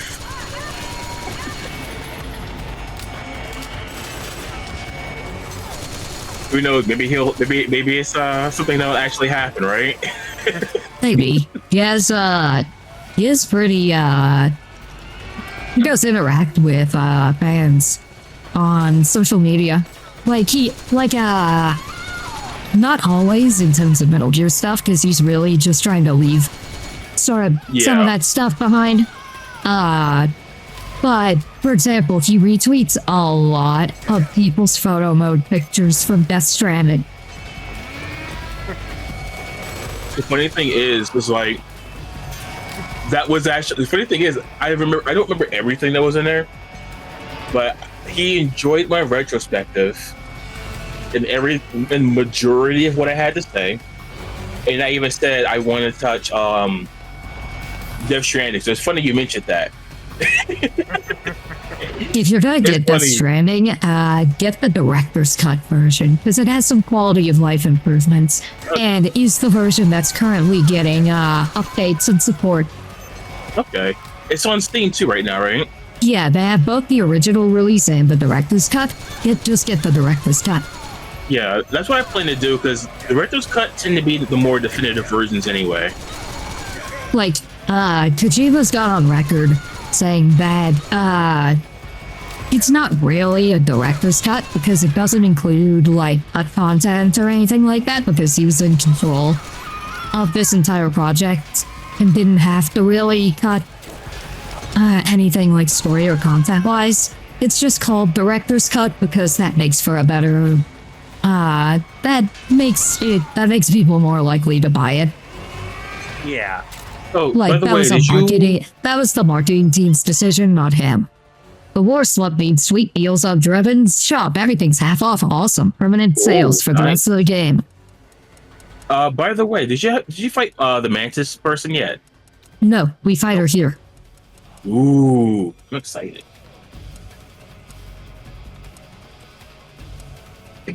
Remember, it's put the controller into port 2. You joke about that, but we are going to see some Psycho Mantis stuff. And there is, just like with Psycho Mantis, there is a trick to beating her. Oh. You're making me more excited about this. Thankfully, it does not involve switching the controller input, because that's harder to do on a PS3. Yeah. But still, like, you're making me more excited for this, you know that? Yes, as the intention. Also, I learned something about the PS3. Did you know that there's a handful of games for this, right? But did you know that the maximum number of controllers you could have hooked up to your PS3 is 7? Yes, I knew that. I just there's learned only a that, handful like, of earlier games this that week. actually use that. One of which is Buzz. You know, the quiz game. Yeah, some of the party type games also, but I never knew that until like a week ago.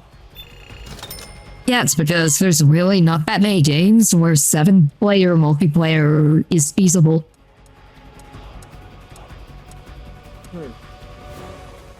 Oh, FIFA! Yeah, FIFA was one of the games, and I think there was also a football game. I want to say, I might be wrong FIFA is on a that one. football game. I mean, Depending American on football. your definition of football. No, you know what I mean. NFL. They'll make me fight you. FIFA is the real football game. Yeah, Pez is another one of those. It was like what, Madden 14, I think, or something like that. Yeah, one of them. It was only like one of the Madden games, and then never again. Yeah. Because I think if they were to Where'd advertise you get that, a fucking matchlock shotgun? wait. FIFA Street had it? Oh my Sorry, god! I not didn't know shotgun. that. This is classified as an assault rifle. We can get a fucking flintlock. Ooh. Or matchlock, technically. The funny thing is, flintlocks and those they have a real powerful kickback, even though they are technically archaic. Yeah, because it uses a different kind of firing mechanism. Yeah, like it still Which has is some, part of why they fell out of favor.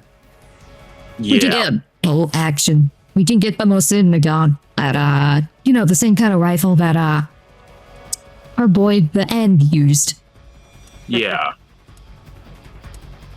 Yeah. Another thing too is I would love. Okay, for people that don't know, I love seeing scientific comparisons. Right.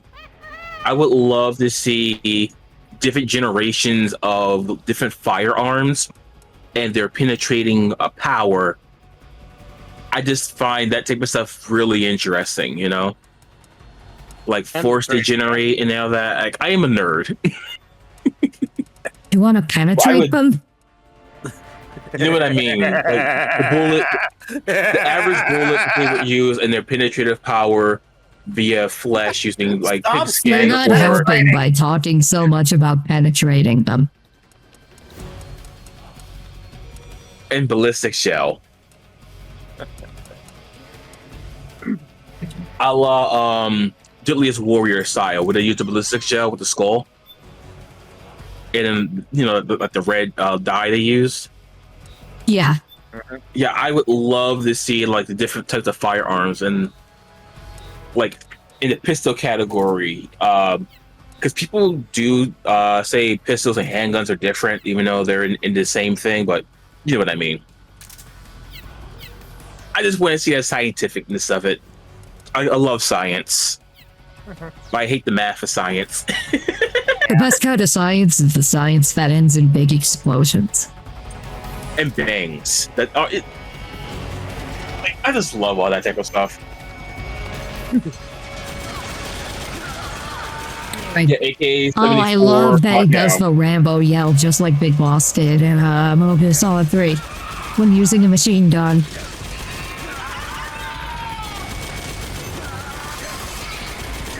That's a nice little touch though, for real.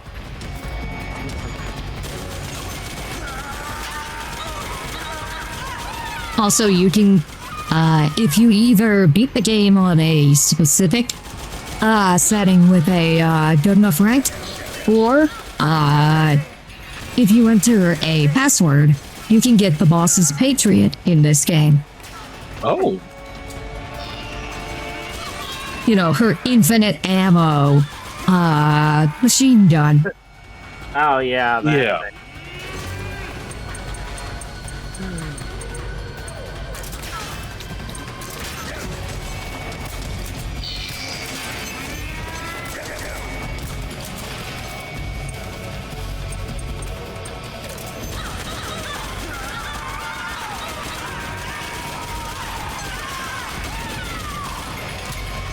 I like planes. I like trains. I like trains. What about a train delivering plane parts to be assembled at an undisclosed location, and it's like a super jet? Did you know that there was a show in the 1970s called Super Train?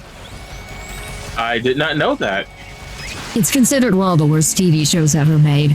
It was just the Love Boat, but on a nuclear-powered train. Oh jeez. Wait, what? 5-hour ed session looking at F-104 document. I'm afraid.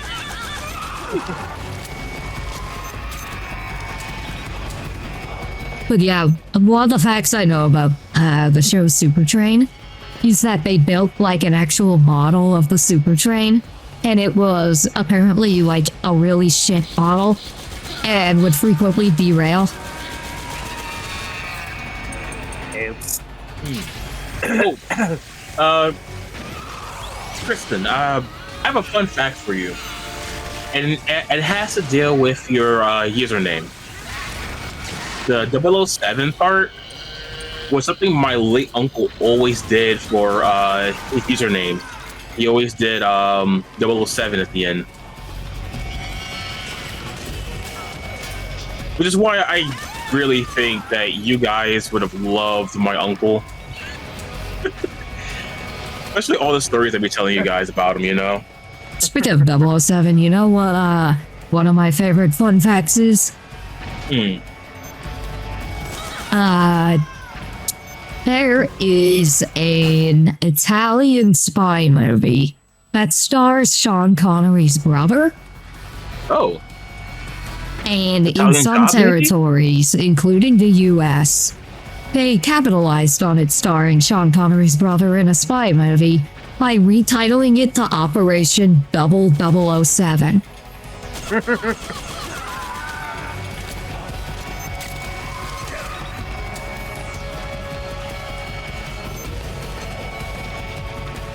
His name is Neil Connery. I need to Yeah, look Neil this up. Connery.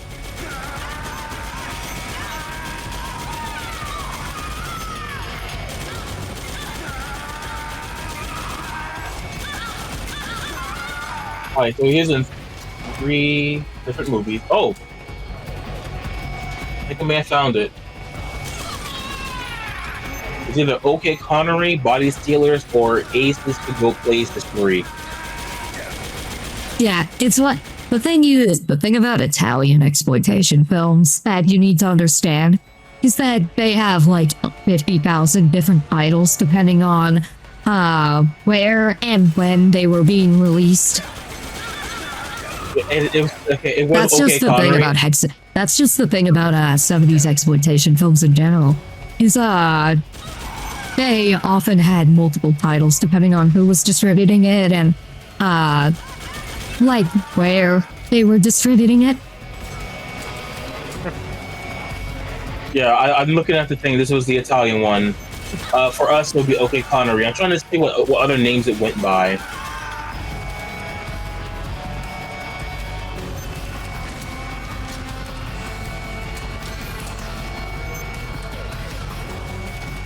There's a Filipino James Bond parody starring a dwarf actor named Wang Wang. And I want to see it because it's apparently like really good and actually really funny on purpose. It's called For Your Height Only. Oh jeez. So I think I found one of the other names called Operation Kid Brother, I think. One of the other names.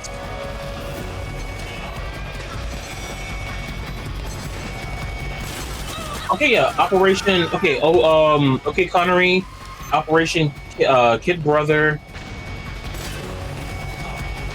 I can't find other names of it, so. I mean, hey, if anyone happens to know the other names it goes by, they tag us, because that would be interesting to know. Yep. Another thing to understand about a lot of especially Italian exploitation movies is that a lot of them would title themselves just straight up like calling themselves sequels to other movies that they were ripping off. Oh, that's popular also in the Asian exploitation and black exploitation. Yeah. Like, remember the Bruce Lee one? Yeah, like there is a famous Italian exploitation film director who was known for titling his Italian ripoff movies as sequels and would even steal footage and music from the movies he was ripping off. His name was Bruno Mattei. And like to give you an idea of like how blatant his ripoffery was, one of his most well-known movies outside of Italy is Jaws 5, Queen Jaws. Oh, jeez. Oh. Oh! I did not see that.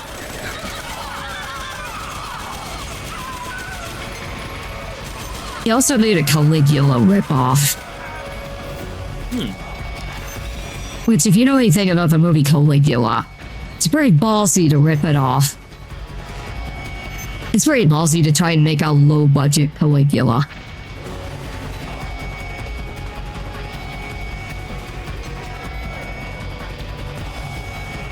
Rip-offs movies of the Scorpion King are so goofy. Oh my god, I was not aware of those. I didn't know about that. Then again, I haven't seen The Mummy or The Scorpion King. All I know is Brendan Fraser is I know that Brendan Fraser is a national treasure. I know that much. He is so fucking handsome. Oh my god, he was my gay awakening. Oh my god. It took you that long to figure out? Yes. I always thought he was so kind of like not cute but handsome. But now being older, yeah, cute, but I still say handsome. But yeah, oh my god. Besides, you know, your game and anime characters, real life people, you know. Yeah, I'm not even talking about, like, you know, the Asylum ripoff movies that you see on sci-fi all the time. I'm talking, like, these straight up advertise themselves as sequels to famous movies. Like... Instead of trying to be like the direct-to-video cheapo equivalent. Like, the zombie series is entirely made up of those. Like, if you're familiar with the movie Zombie, also known as Zombie 2, also known as Zombie Flesh Eaters, it's a whole series of unrelated movies that are all claiming to be sequels to each other. That reminds me of the Like, even the original, the movie that started the series, Zombie, also known as Zombie 2, is itself a fake sequel, because it's advertising itself as a sequel to Dawn of the Dead, which was called Zombie in Italy. Yeah, but it's funny. I love you brought this up also, because you wouldn't know the YouTube channel better than I would, right? Where it's like, they made another one, and then they have like 7 copies of like the same VHS. Oh, Red Letter Media. Thank you. Yes. Like, Yeah, but they talked about it, I believe, and I think yeah, that's why I learned about it. It wasn't they made it.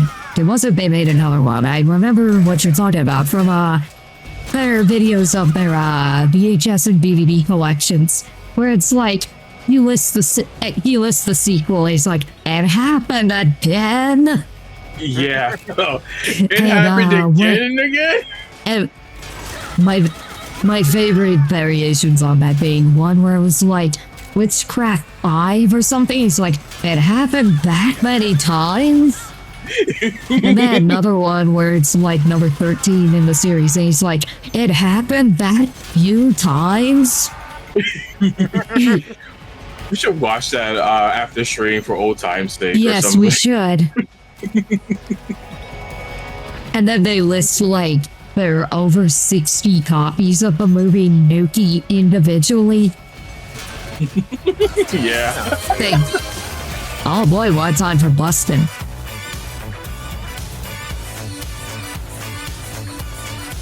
Oh, the Mad on Cartoon Network was not my thing. I was a Mad fan for Cartoon Network. I loved Miss Swan and Stewart. Those are my 2 favorites. You mean Mad TV, not Mad on Cartoon Network. That was a animated show. Yeah, I didn't like the animated one because I was first excited. I didn't like the animated one because its parodies were often very surface level at best. Yeah. It was basically kid-friendly Robot Chicken. Yeah.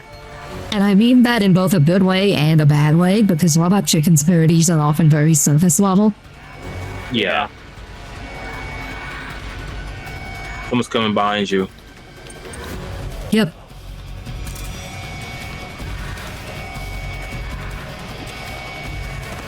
Oh no, you don't. But yeah, it was hit and miss, but more miss than hit. Yeah. Like my favorite reoccurring skits were the Stewart and the Miss Swan ones. The non-reoccurring ones that were my favorite. No, were, not Mad TV. Mad on Cartoon Network. That's what I'm talking about from Mad TV. No, my but favorite. Mega Man Burger is talking about Mad on Cartoon Network. Oh god, I'm gonna have to do this all over again, aren't I? I'm gonna have to do it all over again. If I had to do it all over again and had to take bids all over again, I would still do it all over again. I'd do it all over again. I'd do it 15 times over again. If I had 15 houses and all 50 of them had foundation problems, I would still do it all over again.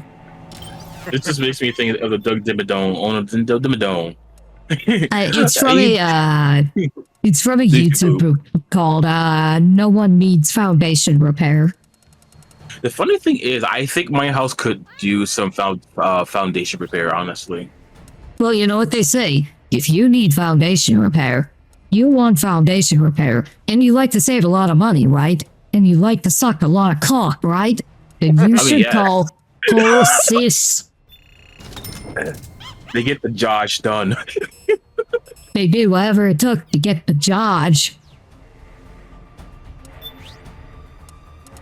They did have some humor that would fly over the average kid's head. Speaking of the job, and I swear this actually makes sense. Are you sure about that?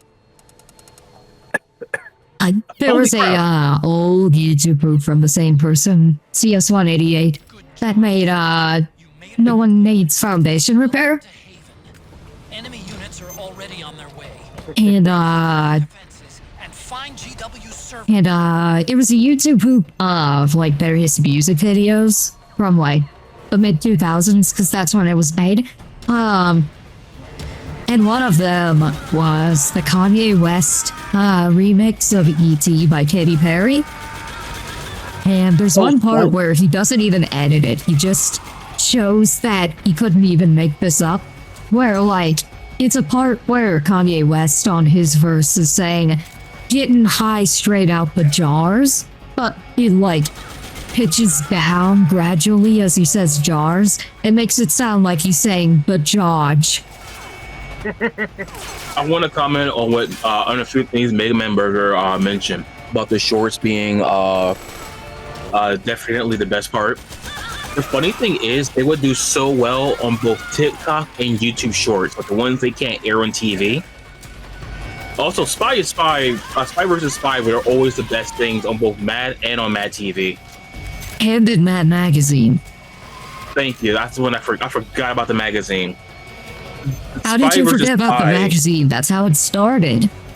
I never read the magazine, but I knew about the magazine. I had one issue of the magazine, and the only thing I remember from that issue is that, like, it had come out right when the whole, like, Jamie Lee Curtis pregnancy controversy was going on.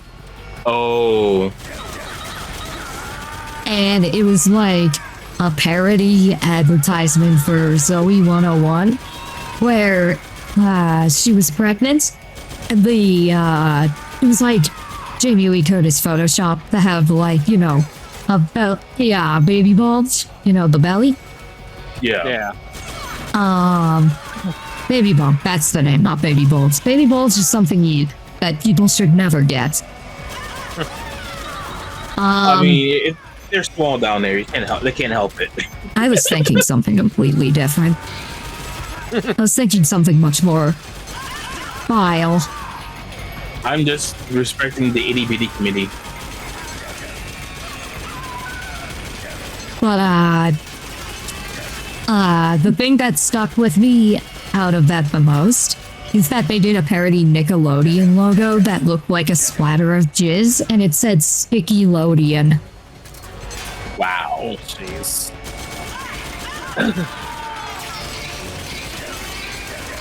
I have a genuine question, right? Yeah? Basically, all of the beauties, right? I would love to know how their life would be if they were never dealt with the drama in their life. Like, would they be I mean, they would still be living in war-torn countries, probably. You know what I mean? Like, they got out of the war zones. Obviously, you know, they still have that little bit of trauma because, you know, war is bad. I know. It's me with the very hot takes, right? I mean, the hot takes that Hideo Kojima agrees with. Yeah. But, like, I would love to know, at least for the beauties, like, how different would their lives be? Like, I'm genuinely curious about that. Probably would be inevitable. I mean, this is the Metal Gear world. Something fucky's gonna happen eventually. Yeah. Is it just wrong that I want them to be happy? You just want these sexy girls to be happy. Yeah, I want them to be happy and at peace. Well, too Oh yeah, I forgot. There was a question I was going to ask you earlier. I brought up earlier when you had not joined the call yet or tuned in yet. I want to bring up for you about one of the face camos. Oh.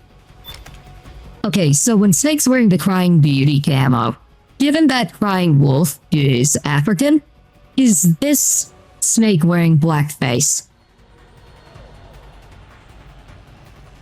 I mean, it's literally the face of a black person. yes. I mean, this is more face-off, you know, where you rip the face off someone. It is the most literal form of blackface. Yeah. But as not an offensive form. I mean, you rip someone's face in scalp off, but I that's mean, a whole if other you rip thing. someone's entire like cranial skin off, I'm pretty sure they would be pretty offended. Yes. You know what I mean. So if anything, it's still offensive. But for entirely different reasons. Yeah, like that makes it better. I mean, Naked Snake can just straight up Naked Snake slash Big Boss in Metal Gear Solid 3 has a face paint that's literally just entirely black that's meant for blending into dark environments. But I can't get away from the fact that on his model it just looks like he's doing blackface. Yeah. Yeah. But as a black man, I know that's not the intention, but that kind of makes it funny. Not funny because I think blackface is funny. No, the hell no. But like funny that like, oh god, I can't take this seriously because modern day discussions about stuff has ruined my ability to take face camo seriously. Yeah, I have an idea what you're talking about. Oh, she tried to step on you. Whoa. She about that life. I don't want her to step on me. But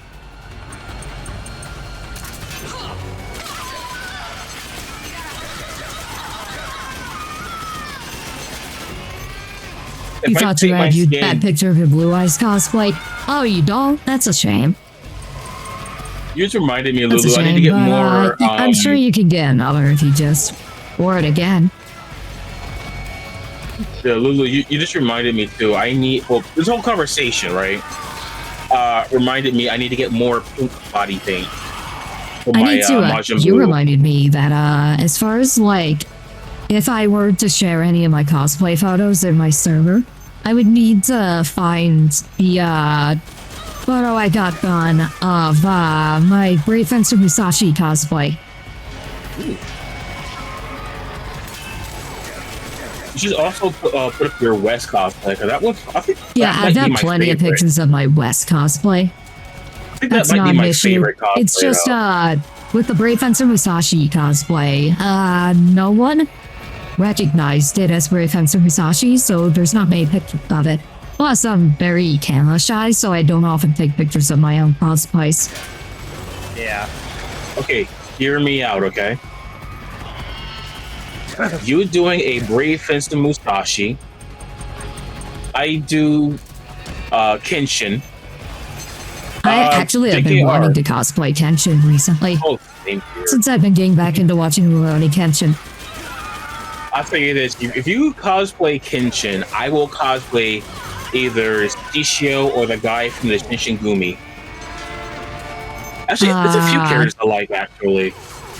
You should cosplay, if anything, I say you should cosplay Sonosuke. Here's the thing, most of the males in that show are on my cosplay list. What They're about all so Yahiko? iconic. Yahiko, believe it or not, is actually not on my list. Yeah. Unless I do Samurai X. Not surprising because he's a bit too scrawny. Well, not even He's that. still Like, a when you look kid. at his Samurai X mod, the Samurai X betrayal, I would cosplay that one. He's aged up a little bit, you know, has a little more meat on Yeah. his bones. If anything, there is a way that we could both cosplay Kenshin and still make it fit for like kind of two people doing two versions of the same character. The blue outfit that he wore when he was Batosai. Oh yeah.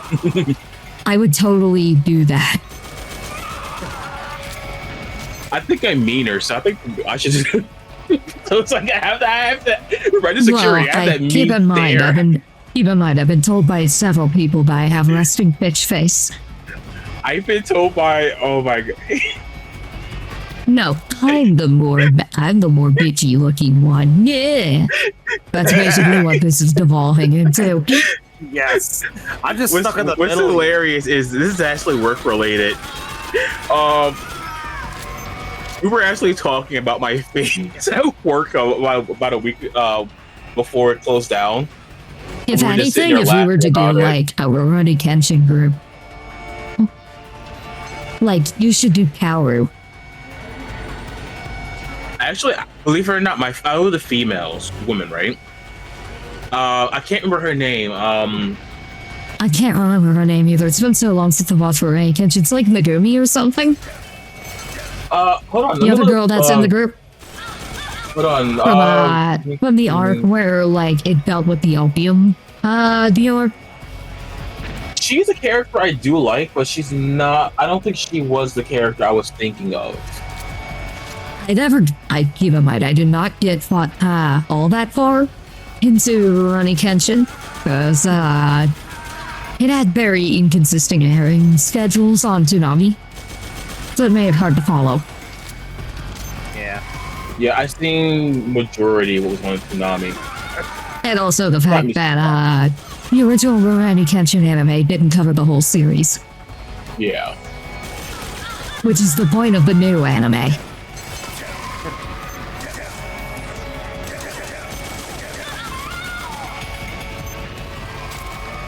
But they were members. I think they were a member of oh man, what's his name? Fuck. Oh, I did find one. Okay, one of the characters I do want. Saito. He was a member of the Shishigumi. Oh yeah, Saito. I know him. He's one of the characters, and then I'm trying to remember the other character. Another non-Kenshin Rurouni Kenshin character that I would like to cosplay that would be pretty fun, just because they're a fun character.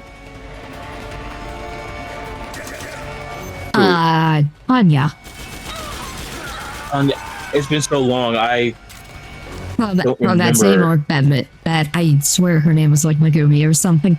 But from that same arc, he was the one that used like striped striped bodysuit to make it so it looked like his arms would extend. And he wore the Hanya mask, and underneath he was all deformed. Well, not deformed. He had fucked up his face to make it so he could impersonate anyone. Oh, jeez. Like cut off his nose, cut off his ears, burned off his lips.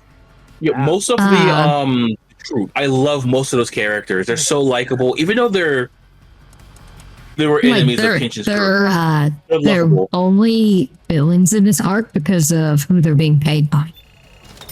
Yeah, they're basically mercenary ninjas, but their personalities are so likable because. Well, Shikijo is probably the only one that's like straight up a villain. Yeah, because he's just like, I like causing destruction.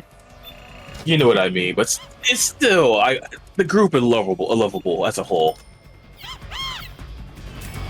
Yeah, but Hanya's one of my favorites, if not my outright favorite.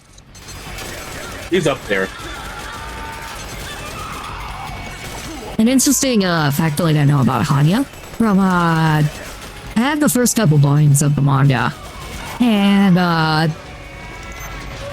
the author, who's a piece of shit, who deserves to rot in prison. But anyways, I agree.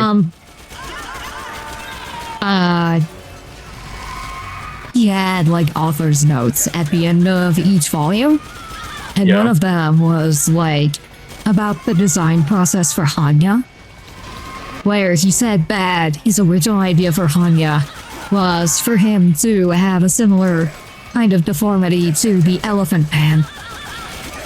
Oh. Where the idea was that rather than like mutilating his own face, he had been stepped on while he was a fetus in his mother's womb, and it fucked up his face. Oh, wow.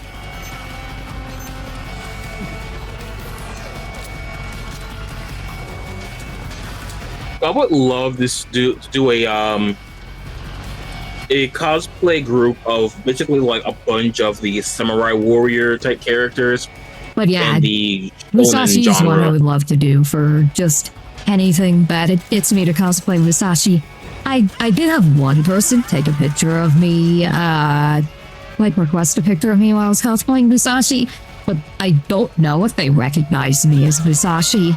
I think they might have thought I was what is his name? Halmaru from Samurai Shodown. Oh yeah. Samurai Shodown also has a great cast of characters for cosplay. For anyone that doesn't know, definitely look up the characters for the Super Nintendo. That's when it started. The character designs well, are technically key. it started on the Neo Geo. Yeah, but still, like even then, like look at the character designs and the sprite work. It is beautiful. Yeah, because the Neo Geo was all about sprites rather than anything else. The thing that made the Neo Geo so unique, that also made it a bitch to port it to home consoles, was that, as opposed to how a lot of game hardware worked at the time, in the Neo Geo, literally everything was a sprite, including background elements. Like entire stuff that would be a dedicated background layer was instead sprites. Yeah.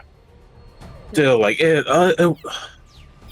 when you look at Neo Geo games, like the sprite work is amazing. I just love the sprite work. I'm sorry, you know how much I love sprite work. Did you know there was a failed successor to the Neo Geo that only got one game? No, I didn't. Yeah, it was called the Hyper Neo Geo 64, and it was supposed to focus on 64-bit 3D games. But partly due to its inaugural title, Samurai Shodown 64, underperforming, and partly due to SNK being in dire financial straits at the time, it is the rarest Neo Geo hardware out there, and the only one that's not emulatable. Night Shadow Dragon. Night Shadow Dragon. The other thing that made the Neo Geo unique, which is why you saw Neo Geo machines in so many arcades back in the day and still come across them today in a lot of places, is because it was like a modular, like you use cartridges for its arcade boards, and you can install 2 games at once, rather than having to buy a whole separate machine to change games or to put in updated board. You would just you would buy the Neo Geo machine, and then you would buy new cartridges for it every now and then, just to swap out the games. And they all used the same dedicated hardware and the same dedicated control layout. When you say it like that sounds like, granted, this is during a time where arcade cabinets were very popular and prevalent, even in the States. They still are in Japan. Yeah, I mean, I'm still sour. I'm still sad. I think it was the 2021 or 2022. One of the oldest Sega arcades had to close down. Yeah, that broke my heart. The other ones are still up. But it was the most famous one. Still, I wanted to go to that one. That broke my heart. Break through their defenses and find GW's server room.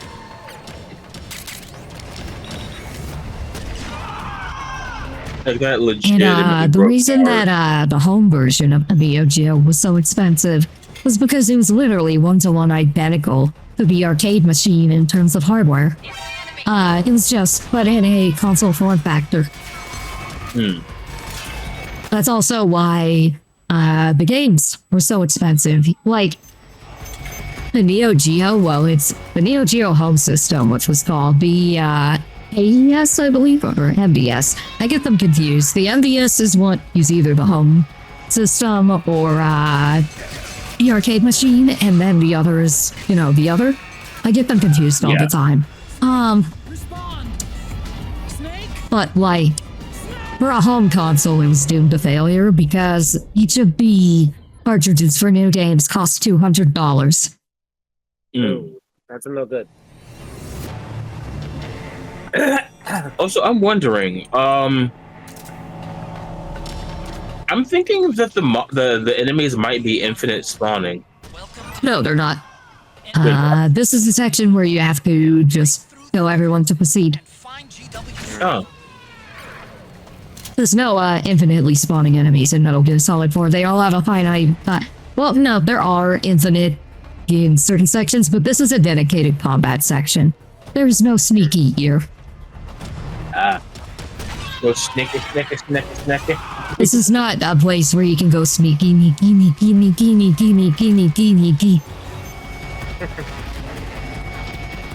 Like, you have to fight through.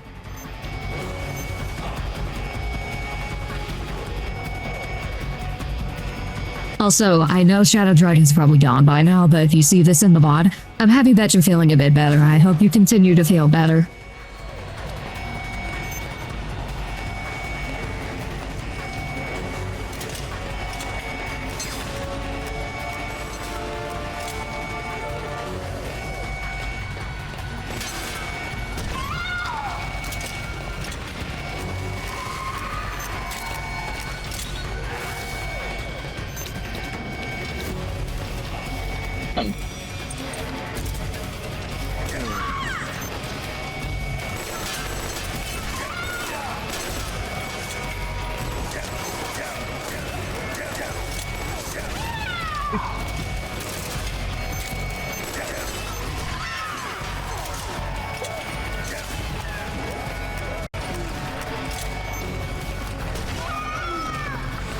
Okay, so there's no point in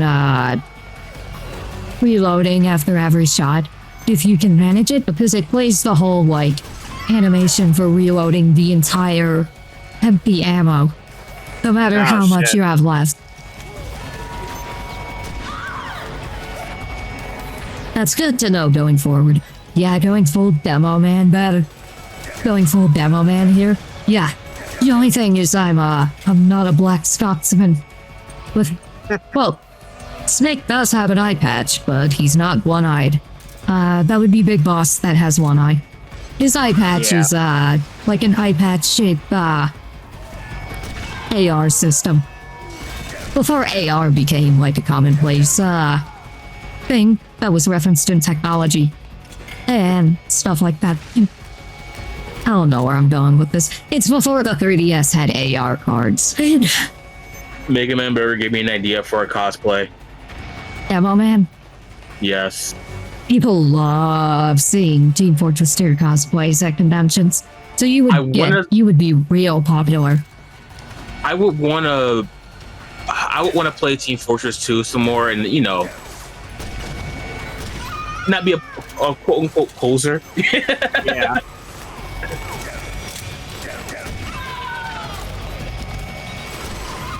Oh. I mean, good luck playing Team Fortress 2 in its current state, where it's overrun by bots. They actually did some repairs, I've heard.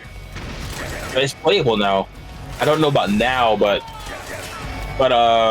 it was trending on Twitter. They did some a while ago, but it was like slapping a band-aid on a bullet hole. Now's a decent time to play. The bots are gone. I'm glad to hear that. I never heard that news, but I'm glad to hear that.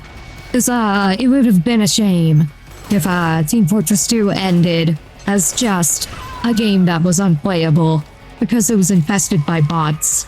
Yeah.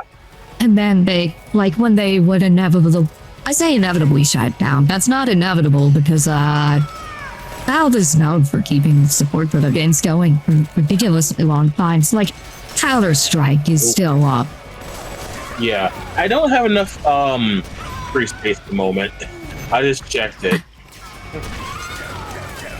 Yeah, I will probably end up downloading that later. It's free to play, so there's no risk. Yeah. I don't have memory right now for it. I'm like 7 gigs short. I see. Yeah, I have that problem with a lot of the PC games in my library, just not having the space to download them right now, especially, more recent games with the ridiculously huge file sizes. Yeah. If anything, too, like, we should probably get a VTuber group together, play some Team Fortress 2. I think that would be fun. Yeah. That's how I went, ooh. I've also been thinking about setting up, like, a like a dedicated Minecraft thing for us. Maybe not a dedicated server, but at least a play session. Yeah. Because the thing with dedicated servers is you have to keep them running. Yeah. Which with my other computer, if I can get another hard drive and get that running, I might be able to get a server going. Nice. Questionable. I might. The word is might. Yeah. Cool. Like if I wanted to, I could probably get us an Arc server by using my Xbox as a server. Nice. What about a Pal World server? Well, that's still around. Technically, I could use my computer as a server. It will be like, peer-to-peer. I'm hoping that I feel that so bad had to uninstall Fortnite for more space. Same thing with Fortnite. With games like Fortnite that have tons of different gameplay modes, that, like, you know, they share assets, but they offer completely different gameplay types. I wish they had an option for you to just install the mode that you want to play instead of having to take up so much hard drive space. Grand Theft Auto 5 is like that too. Because on PC, you have to install the whole thing. You can't just install the single player or just the multiplayer. Yeah. Speaking of Fortnite, let me know whenever you're going to do that stuff because I would definitely. If I do Fortnite, it's going to be Fortnite Festival because I got my guitar controller up and working with that. If I'm not mistaken, MIDI controllers and actual guitars also work, I think, right? No. Not without third-party programs to work, to make them work. Like, I had to use a third-party program to get my guitar controller to work, because right now, and most likely for the foreseeable future, it only supports 2 types of guitar controllers, which are the Rock Band 4 controller, which is very hard to find, and the new PDP Riffmaster controller, which keeps going out of stock. But yeah, let me know when. I would definitely make some room and play with you. I'd also have to, we'd also have to make sure it's on PC. Because, I can't get my guitar controller working with, the PlayStation version. Well, actually, no, we wouldn't have to make sure it's on PC. Plus platform play, duh. Yeah, but I would have to use PC anyway, because actually, I could use my Xbox. Yeah, you can use your Xbox. Downloaded. I think I have it downloaded right now on my Xbox. I just gotta update it. I would also have to invest in some V-Bucks so we can have some more songs to play instead of just the ones that are in the current free rotation. Yeah, I mean, if anything, you should like whoever wants to join in will have to get at least the minimum amount of V-Bucks so we can each get a couple of songs. I think that would be fair, you know, not just put the whole burden on you. Because you already know how I am about that. I don't like putting the burden on one person like that. Yeah, like even just when I was actively playing Fortnite Festival, which was during the Metallica season. Apart from playing the Metallica songs that were in the free rotation at the time, the other songs that were in rotation were stuff like The Handbag Feeds by 9 Inch Nails and Me Too by Meghan Trainor, which is an absolutely fucking horrible song. Also, thinking about it, I would like to do the kart racing game with you as well. Maybe. I haven't tried it yet. Let me know your thoughts on it, because you know, even for like I like bad racing games as well, but excuse me. I know racing. Yeah, I know you like bad racing games. We played it Wild Animal Racing together. Oh, I hate that it's more fun than Mario Kart in multiplayer. Yeah. That's bad. It's more fun than Gene Sonic Racing. Which is, you know, an actual racing game and not shit post. Dude. It's also more fun than Mario Kart also. Like, It's also more racing, fun because of the jank instead of in spite of the jank. Yeah, also, let me know also if you ever want to do. I think you can do co-op for All-Star Racing, I think, right? It is a team-based game, so yes. I mean, Sonic All-Stars, I think Transform, that's the one I have. You can't do co-op for Transform, but you can do online multiplayer. There's that, and if you do the team one, if you get a third person, then that could be a thing. If the servers are still up, given how much of a flop it was. When you think about it, a team racing game works best as a multiplayer thing. Not so much. Yeah, the problem is it single-player. makes you do team-based stuff in the single-player campaign. And it's like, oh, I love when whether I can progress in the story is dependent on how my AI partners do. Yeah, it should have been one of those things that's strictly multiplayer, is my opinion. Also, there's one particular team makeup I hate, because it doesn't make sense. Actually, two that don't make sense. I hate the Team Rose makeup because, like, a lot of Team Sonic Racing's teams are directly calling back the Sonic heroes, but Team Rose continues the anti-Cream the Rabbit bias that things of that era had by not having her be the third member and instead giving it to just a cart full of Chow. Oh, jeez. We want cream and cheese. We want cream and cheese. Like that. Like it's speed, power, and flying, although they call flying technique this time. And the team makeup also has Amy and Big in it, and it's called Team Rose. Why not put Cream in there? Why just have a cart full of Chow? I mean, granted, it's the most exposure that the Chow had gotten in a long time up to that point. But there is a specific Chow that should be part of this team. Yes. And they're not Speaking even of- mentioned in the game, I think. And then there's also Team Chaotix, which consists of Vector the Crocodile. Sounds good already, right? Yep. Silver the Hedgehog and Blaze the Cat. Oh, I could understand getting rid of Charmy because fuck Charmy, don't fuck Charmy. But Espio Like, is story-wise, lovable. it makes sense, but it's still a stupid thing. It's like, oh, Vector's doing some investigation on his own. I'm like, why? He exclusively works as part of a team. Yeah. Like, I do like Espio. The only character of Team Chaotix that I hate is Charmy. Just say Charmy was sick and Silver the Hedgehog was helping him. And that worked still, you know? Although, Silver being one of the playable races does have some benefits because he has really fun characterization in that game, helped by Bryce Papenbrook being his new voice actor, who I think is a better fit than Quinn.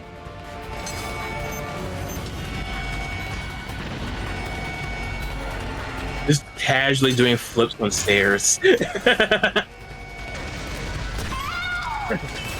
Where was she aiming? What? No, really, where was she aiming? I saw your message, Lulu. I just hadn't gotten to say anything yet. I will check that out after stream. I can't wait to see it because you had been wanting to do that Blue Eyes for so long, and I never got to see the finished product. And now I finally will. Oh yeah, Lulu, let Nico know that I'm thinking about him. I hope he's, I'm feeling good and everything, you know?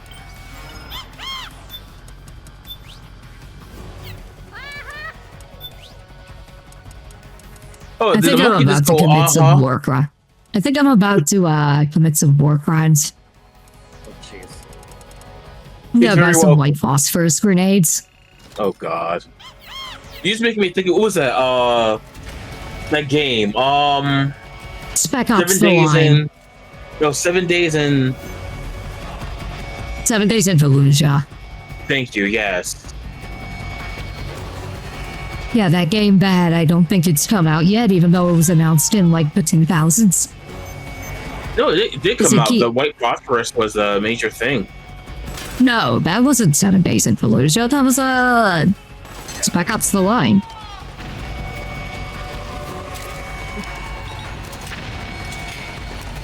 Oh, it is. Oh God. I said the thing and go. I'm like, wait a minute, isn't that? See, I was thinking the wrong thing. Oh God. Either way. 7 Days in Fallujah is a bit.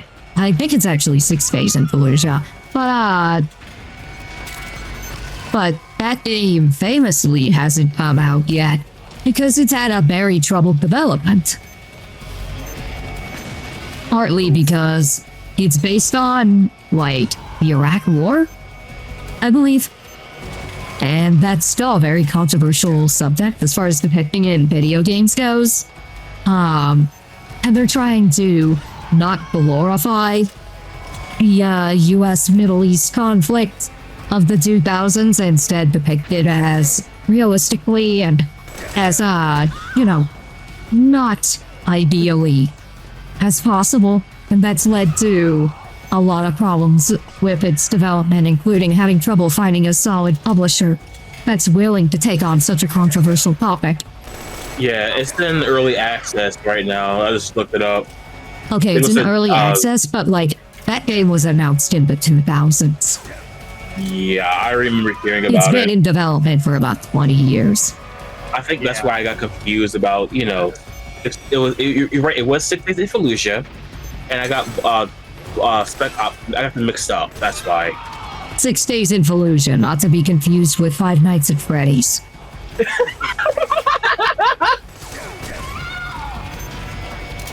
I gotta lay back. Like that lay back, but lean back because my back is fucking hurting again.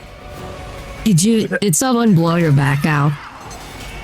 I wish. Did the Dwarf Geckos blow your back out like they did to Snake?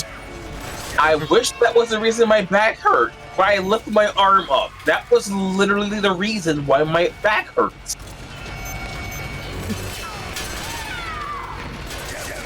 I'm telling everyone, don't turn 35. It hurts.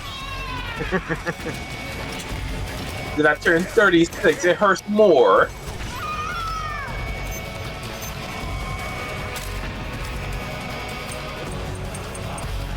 What's funny is on the boxing game on the Switch, it says I have the physical age of someone that's 16.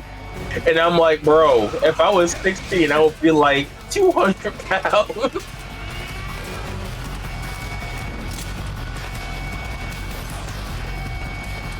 Like, I got the physical age of someone that's 82. Let's face it.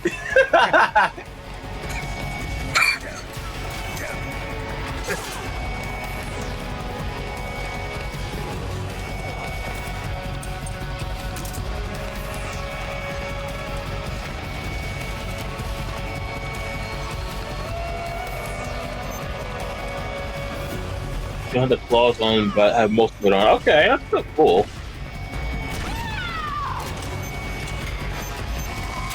Also, obligatory food post or statement, right? So the place where I get my gummies, like I said, I use it for painkillers.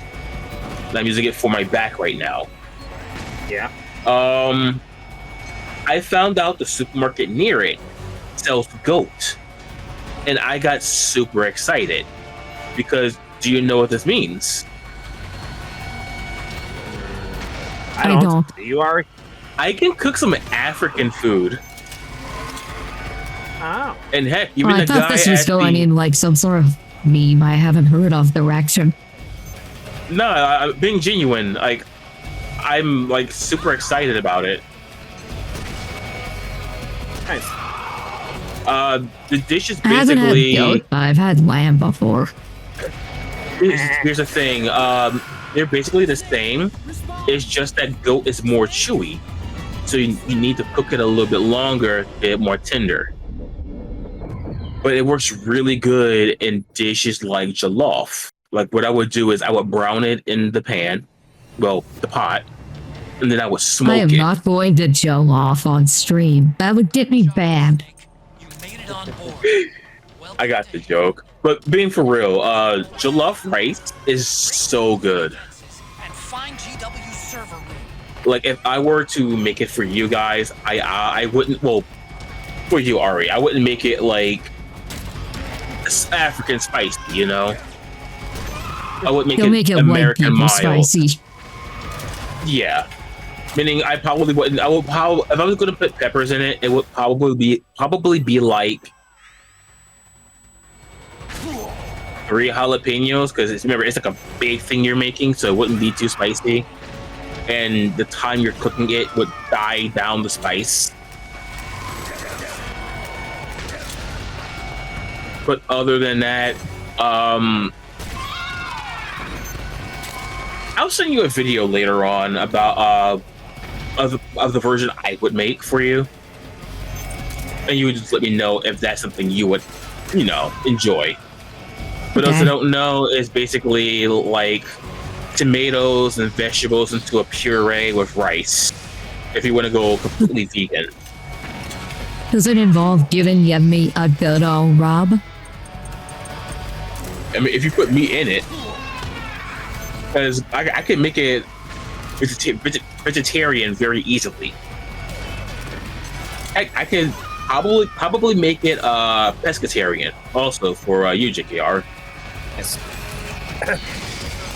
I've never really seen it that way, but I think the countries in Africa closer, or at least the regions closer to the water, would probably have more of a pescatarian version. All right. No. Yeah, one of these days, I'll whenever you have to make it your way out to Chicago, Kier. Yeah. I want to actually make some paella. Question. Let me ask you this: do you want to make Italian paella or Portuguese paella? I'll make both with you. I don't really know the I've never had difference. paella, so I don't know. I've only made it like maybe once. I don't know what paella is. It's a it's a rice dish. Yeah. There's traditional and there's I know what non-traditional. bagel is. I think non-traditional is seafood. That's more of an American thing. Yeah, that's the one I make because I used to work at a fish market, so that's why I made it. Yeah, I love various rice dishes from around the world. Yeah.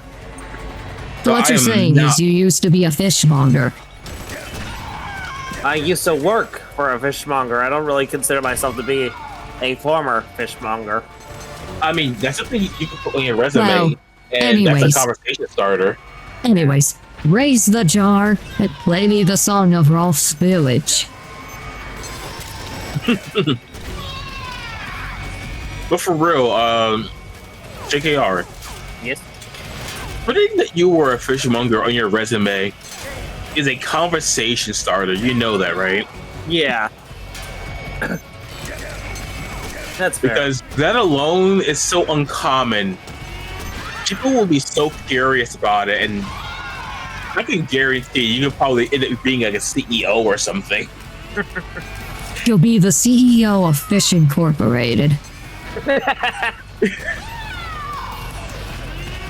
Like, I know we're joking about that, but I would love for JKR to get that kind of recognition.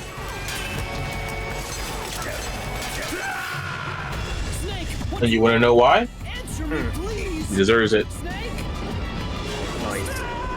Yes, he does. I've had his Okay. cooking before, not his seafood cooking, but he deserves it. Like I said before, he steams a good ham.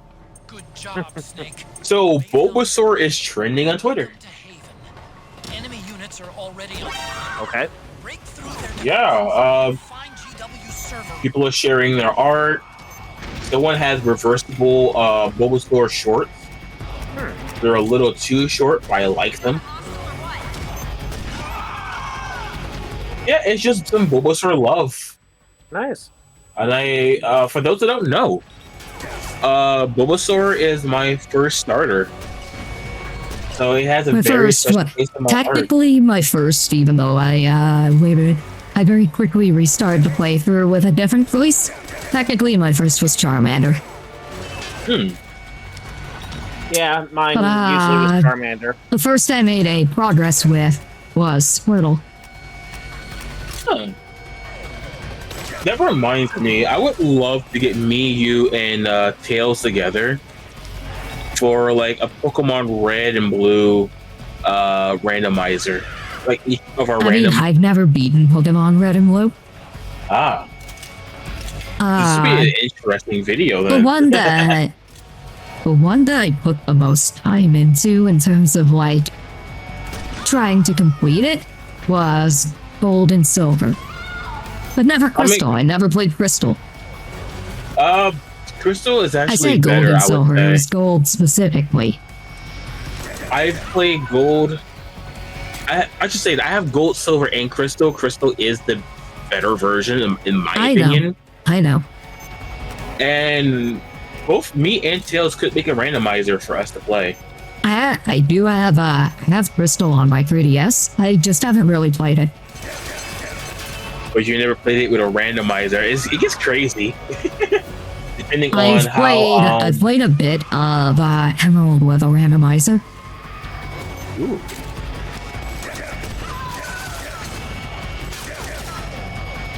I didn't get very far in it because the version of Visual Boy Advance that I was using to play it, which was like a shitty Mac port of it, didn't support saving.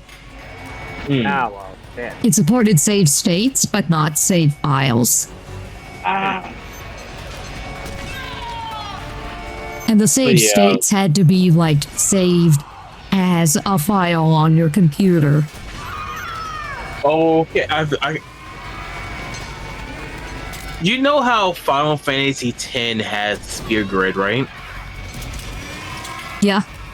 Someone zoomed out so far with everything being unlocked, and the phrase "We Saiyans have no limits" is trending, and that's what they posted. I respect this.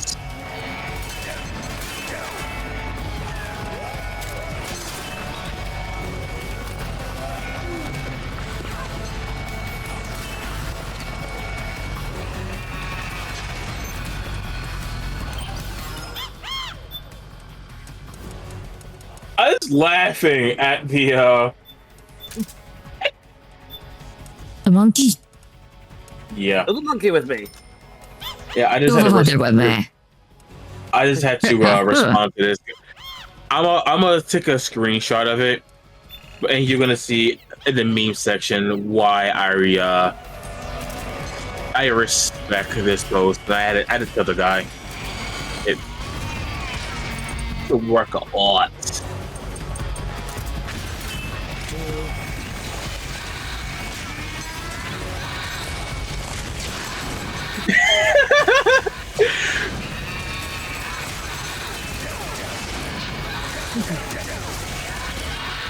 Wow. Oh.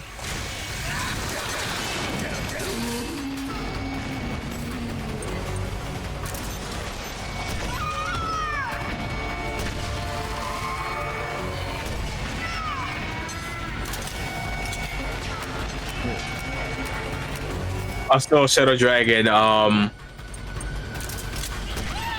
basically responded to that picture I made saying, "Damn, the quote retreats." So I put a thing in there saying, "Hey, I'm community noting myself and saying that it was made to mess with like they are." Say what? I heard my name. What? What? Remember the I Stole Kier's pants thing I made? That's a joke. I just put in the meme dungeon that I community noted myself so people know. Because you know how I am about misinformation, you know? Yeah. Like, it's And still then I finally took out both of the geckos. I got shot in the back. Oh, yeah, I feel that pain. Shit, you're making me lean back I finally killed both of those fucking Thunderthigh mechs and then I get my back blown out. Good job. Oh, jeez. You made it on board. Welcome to Haven. And not in a fun way. I am not going to say what's on my mind right now. That's probably for the best.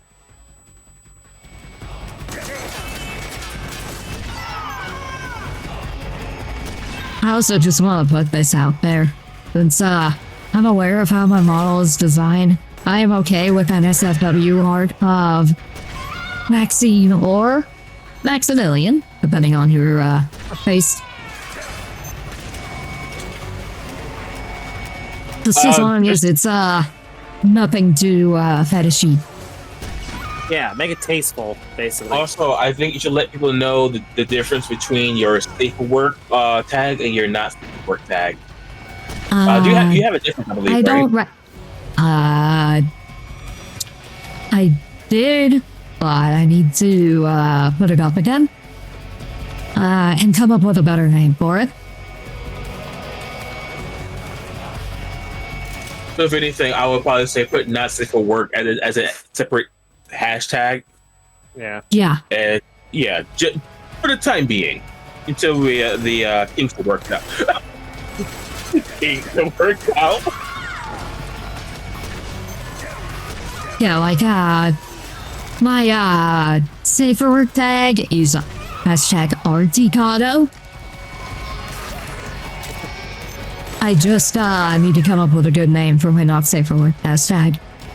But I just keep it simple with NS, not safe Arikado.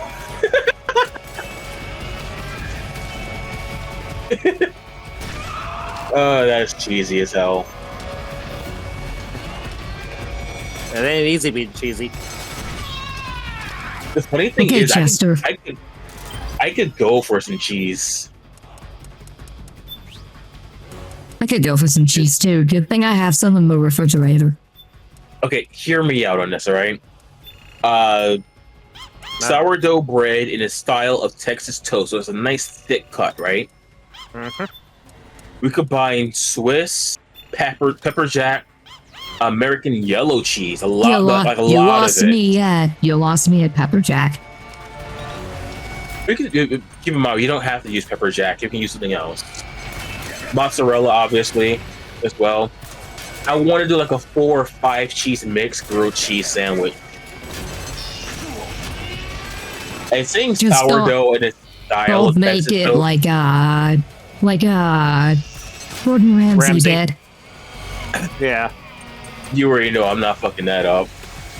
But like a genuine thick cut grilled cheese sandwich with like fanciness of it.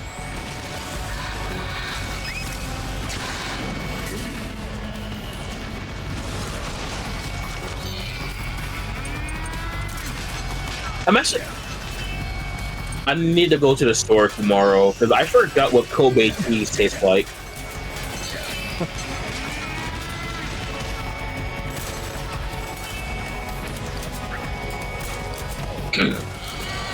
Did you know that there was a Kickstarter scam that involved Kobe beef?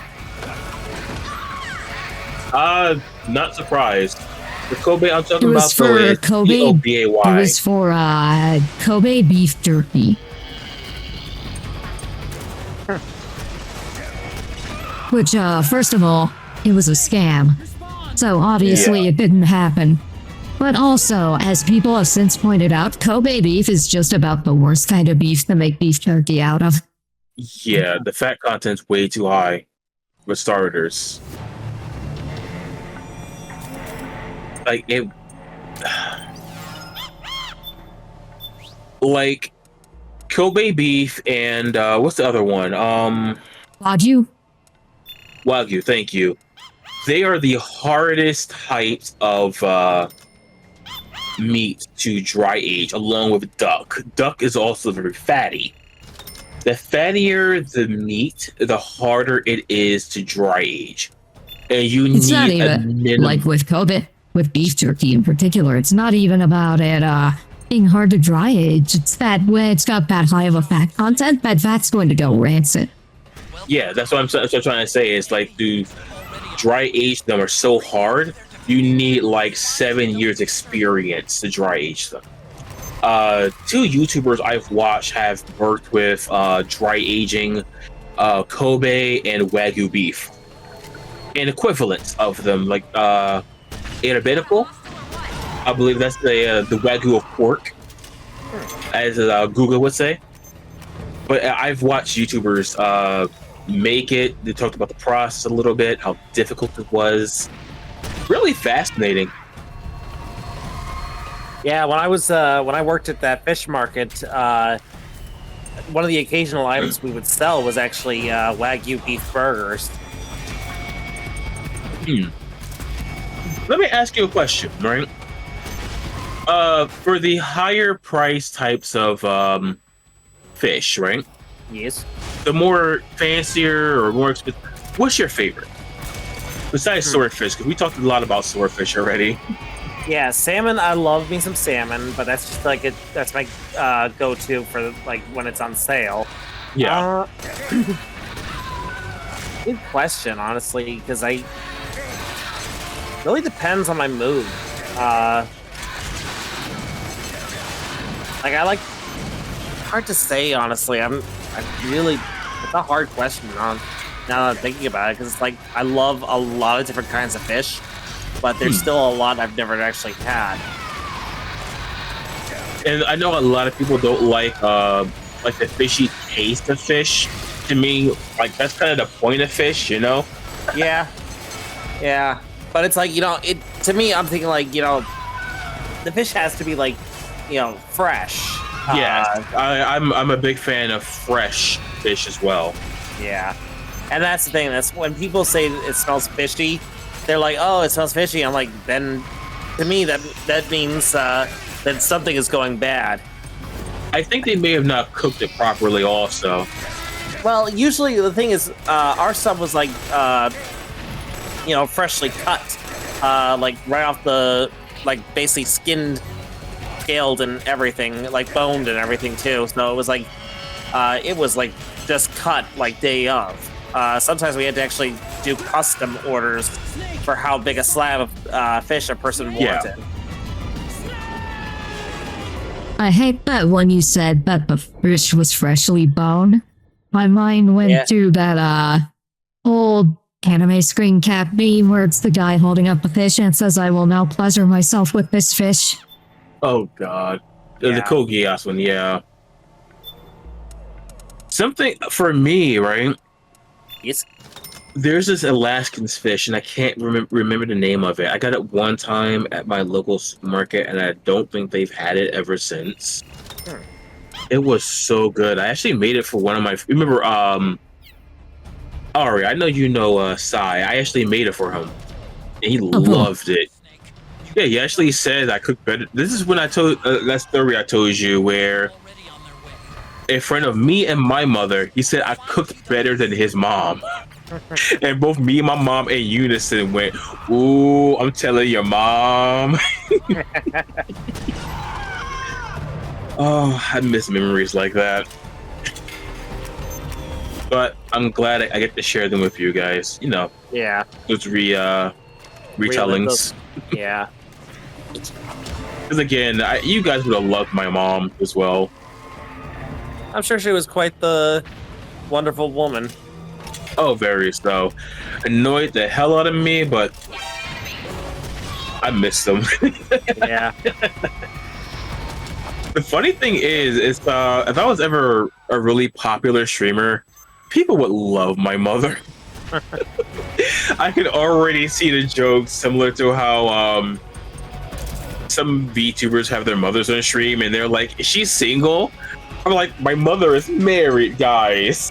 Yeah, right. You have Yeah, no people have chance. recently been doing that with Billions, mother. But I've seen the mother. She is a wonderful woman. And I would. part of the reason that people are so interested in Billions' mother is because she's got her own model that has like ridiculously thick thighs. Yes.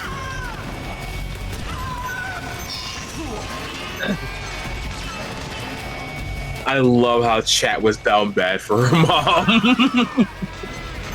And people haven't even met Laura's family yet, but just based on how she's described them, especially her sisters. People have been like, "Is your sister single?" Oh God. I've only said that once to a friend and got my ass kicked. Never, I would never say that in my entire life. And keep in mind, I was like 8 or 9 when I said that. But yeah. It's just only like a year younger than me. So, yeah, we were kids. Yeah.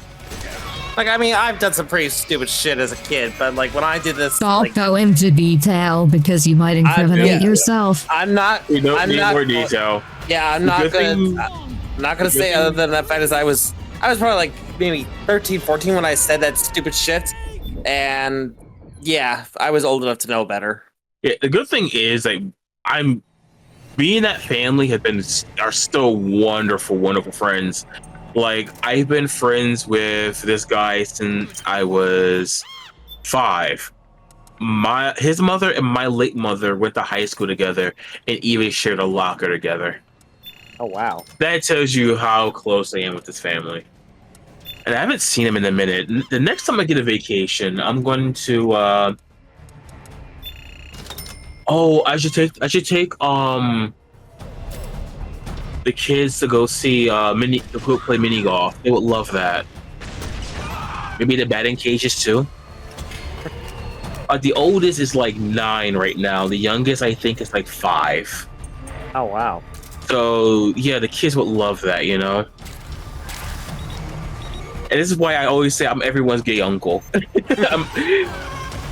I'm everybody's gay uncle, even though I'm bi. Yeah. It just rolls off. I mean, bi is just a less advanced form of gay. I say that as a bi gay. person. It's 50% gay.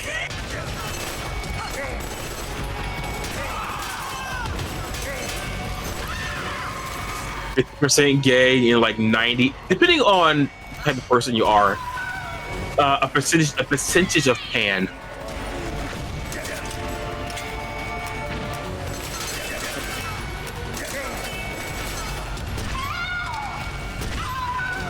But I'm about to say something very controversial. Trans rights. Oh yeah, trans rights. Not something that should be I mean, controversial. look at me. Look at me, trans rights. Yeah, right.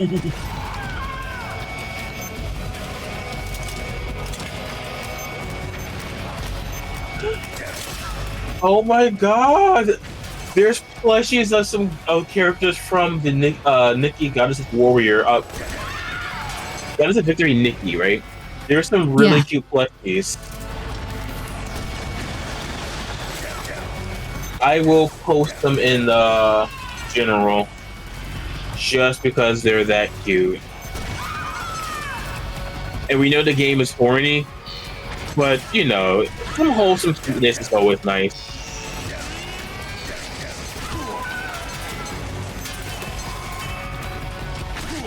Always nice to have some,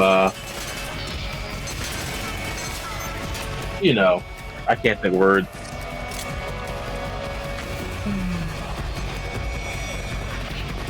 God damn it. I'm a fucking moron in more ways than one.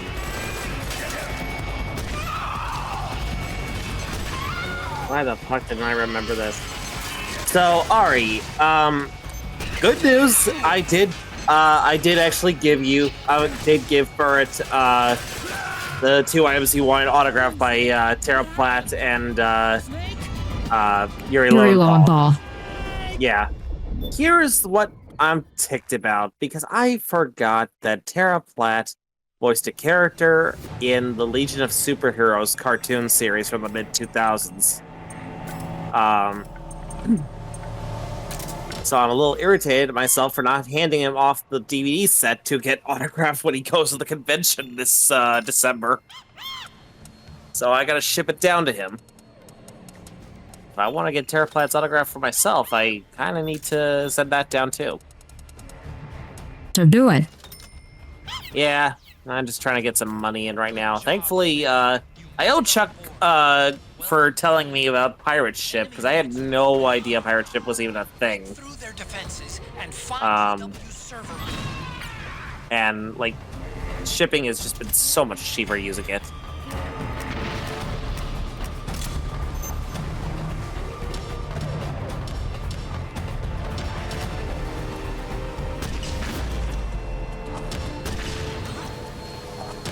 Yeah, I'll probably have to ship it down sometime closer to the weekend, just so that way I know it gets to his house when he's home. That is, if his... Oh, but then again, I just realized... Oh, maybe... I don't know. I'll ask him.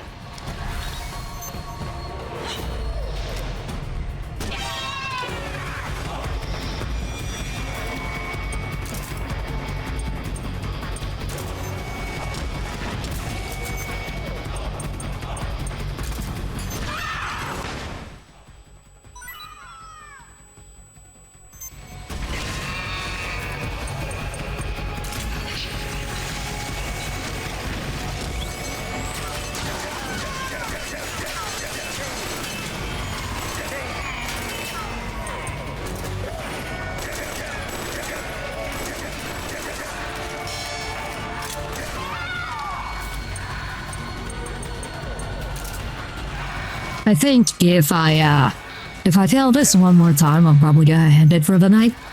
Because we've been going for about 4 hours.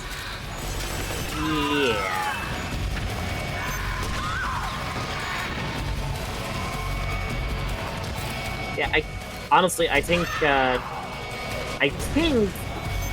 it might be best for you to end and then come back to this when you're fresh. That's just my opinion, though.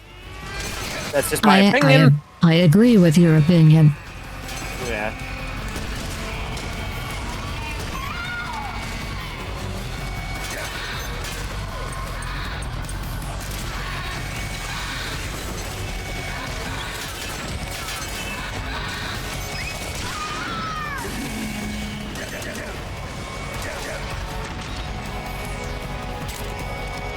But I'll still give it the little college try. Even though I'm not in college at the moment. I think I'm going to have to lay down because my back is just really... Yeah, you lay down, Kier. You lay down, you please. Need it. Yeah, I will, I'll back up the call and I'll just end up lurking. Okay. Hey, do what you gotta do, dude. Yeah, I was hoping the gummies would help with my back a little bit, but I don't think they kicked in just yet. Like, I think they're working in. Yeah. But not fully in, you know? I get you, dude. But yeah, thanks for having me, Ari. And again, I'm let me always know. happy to have ya.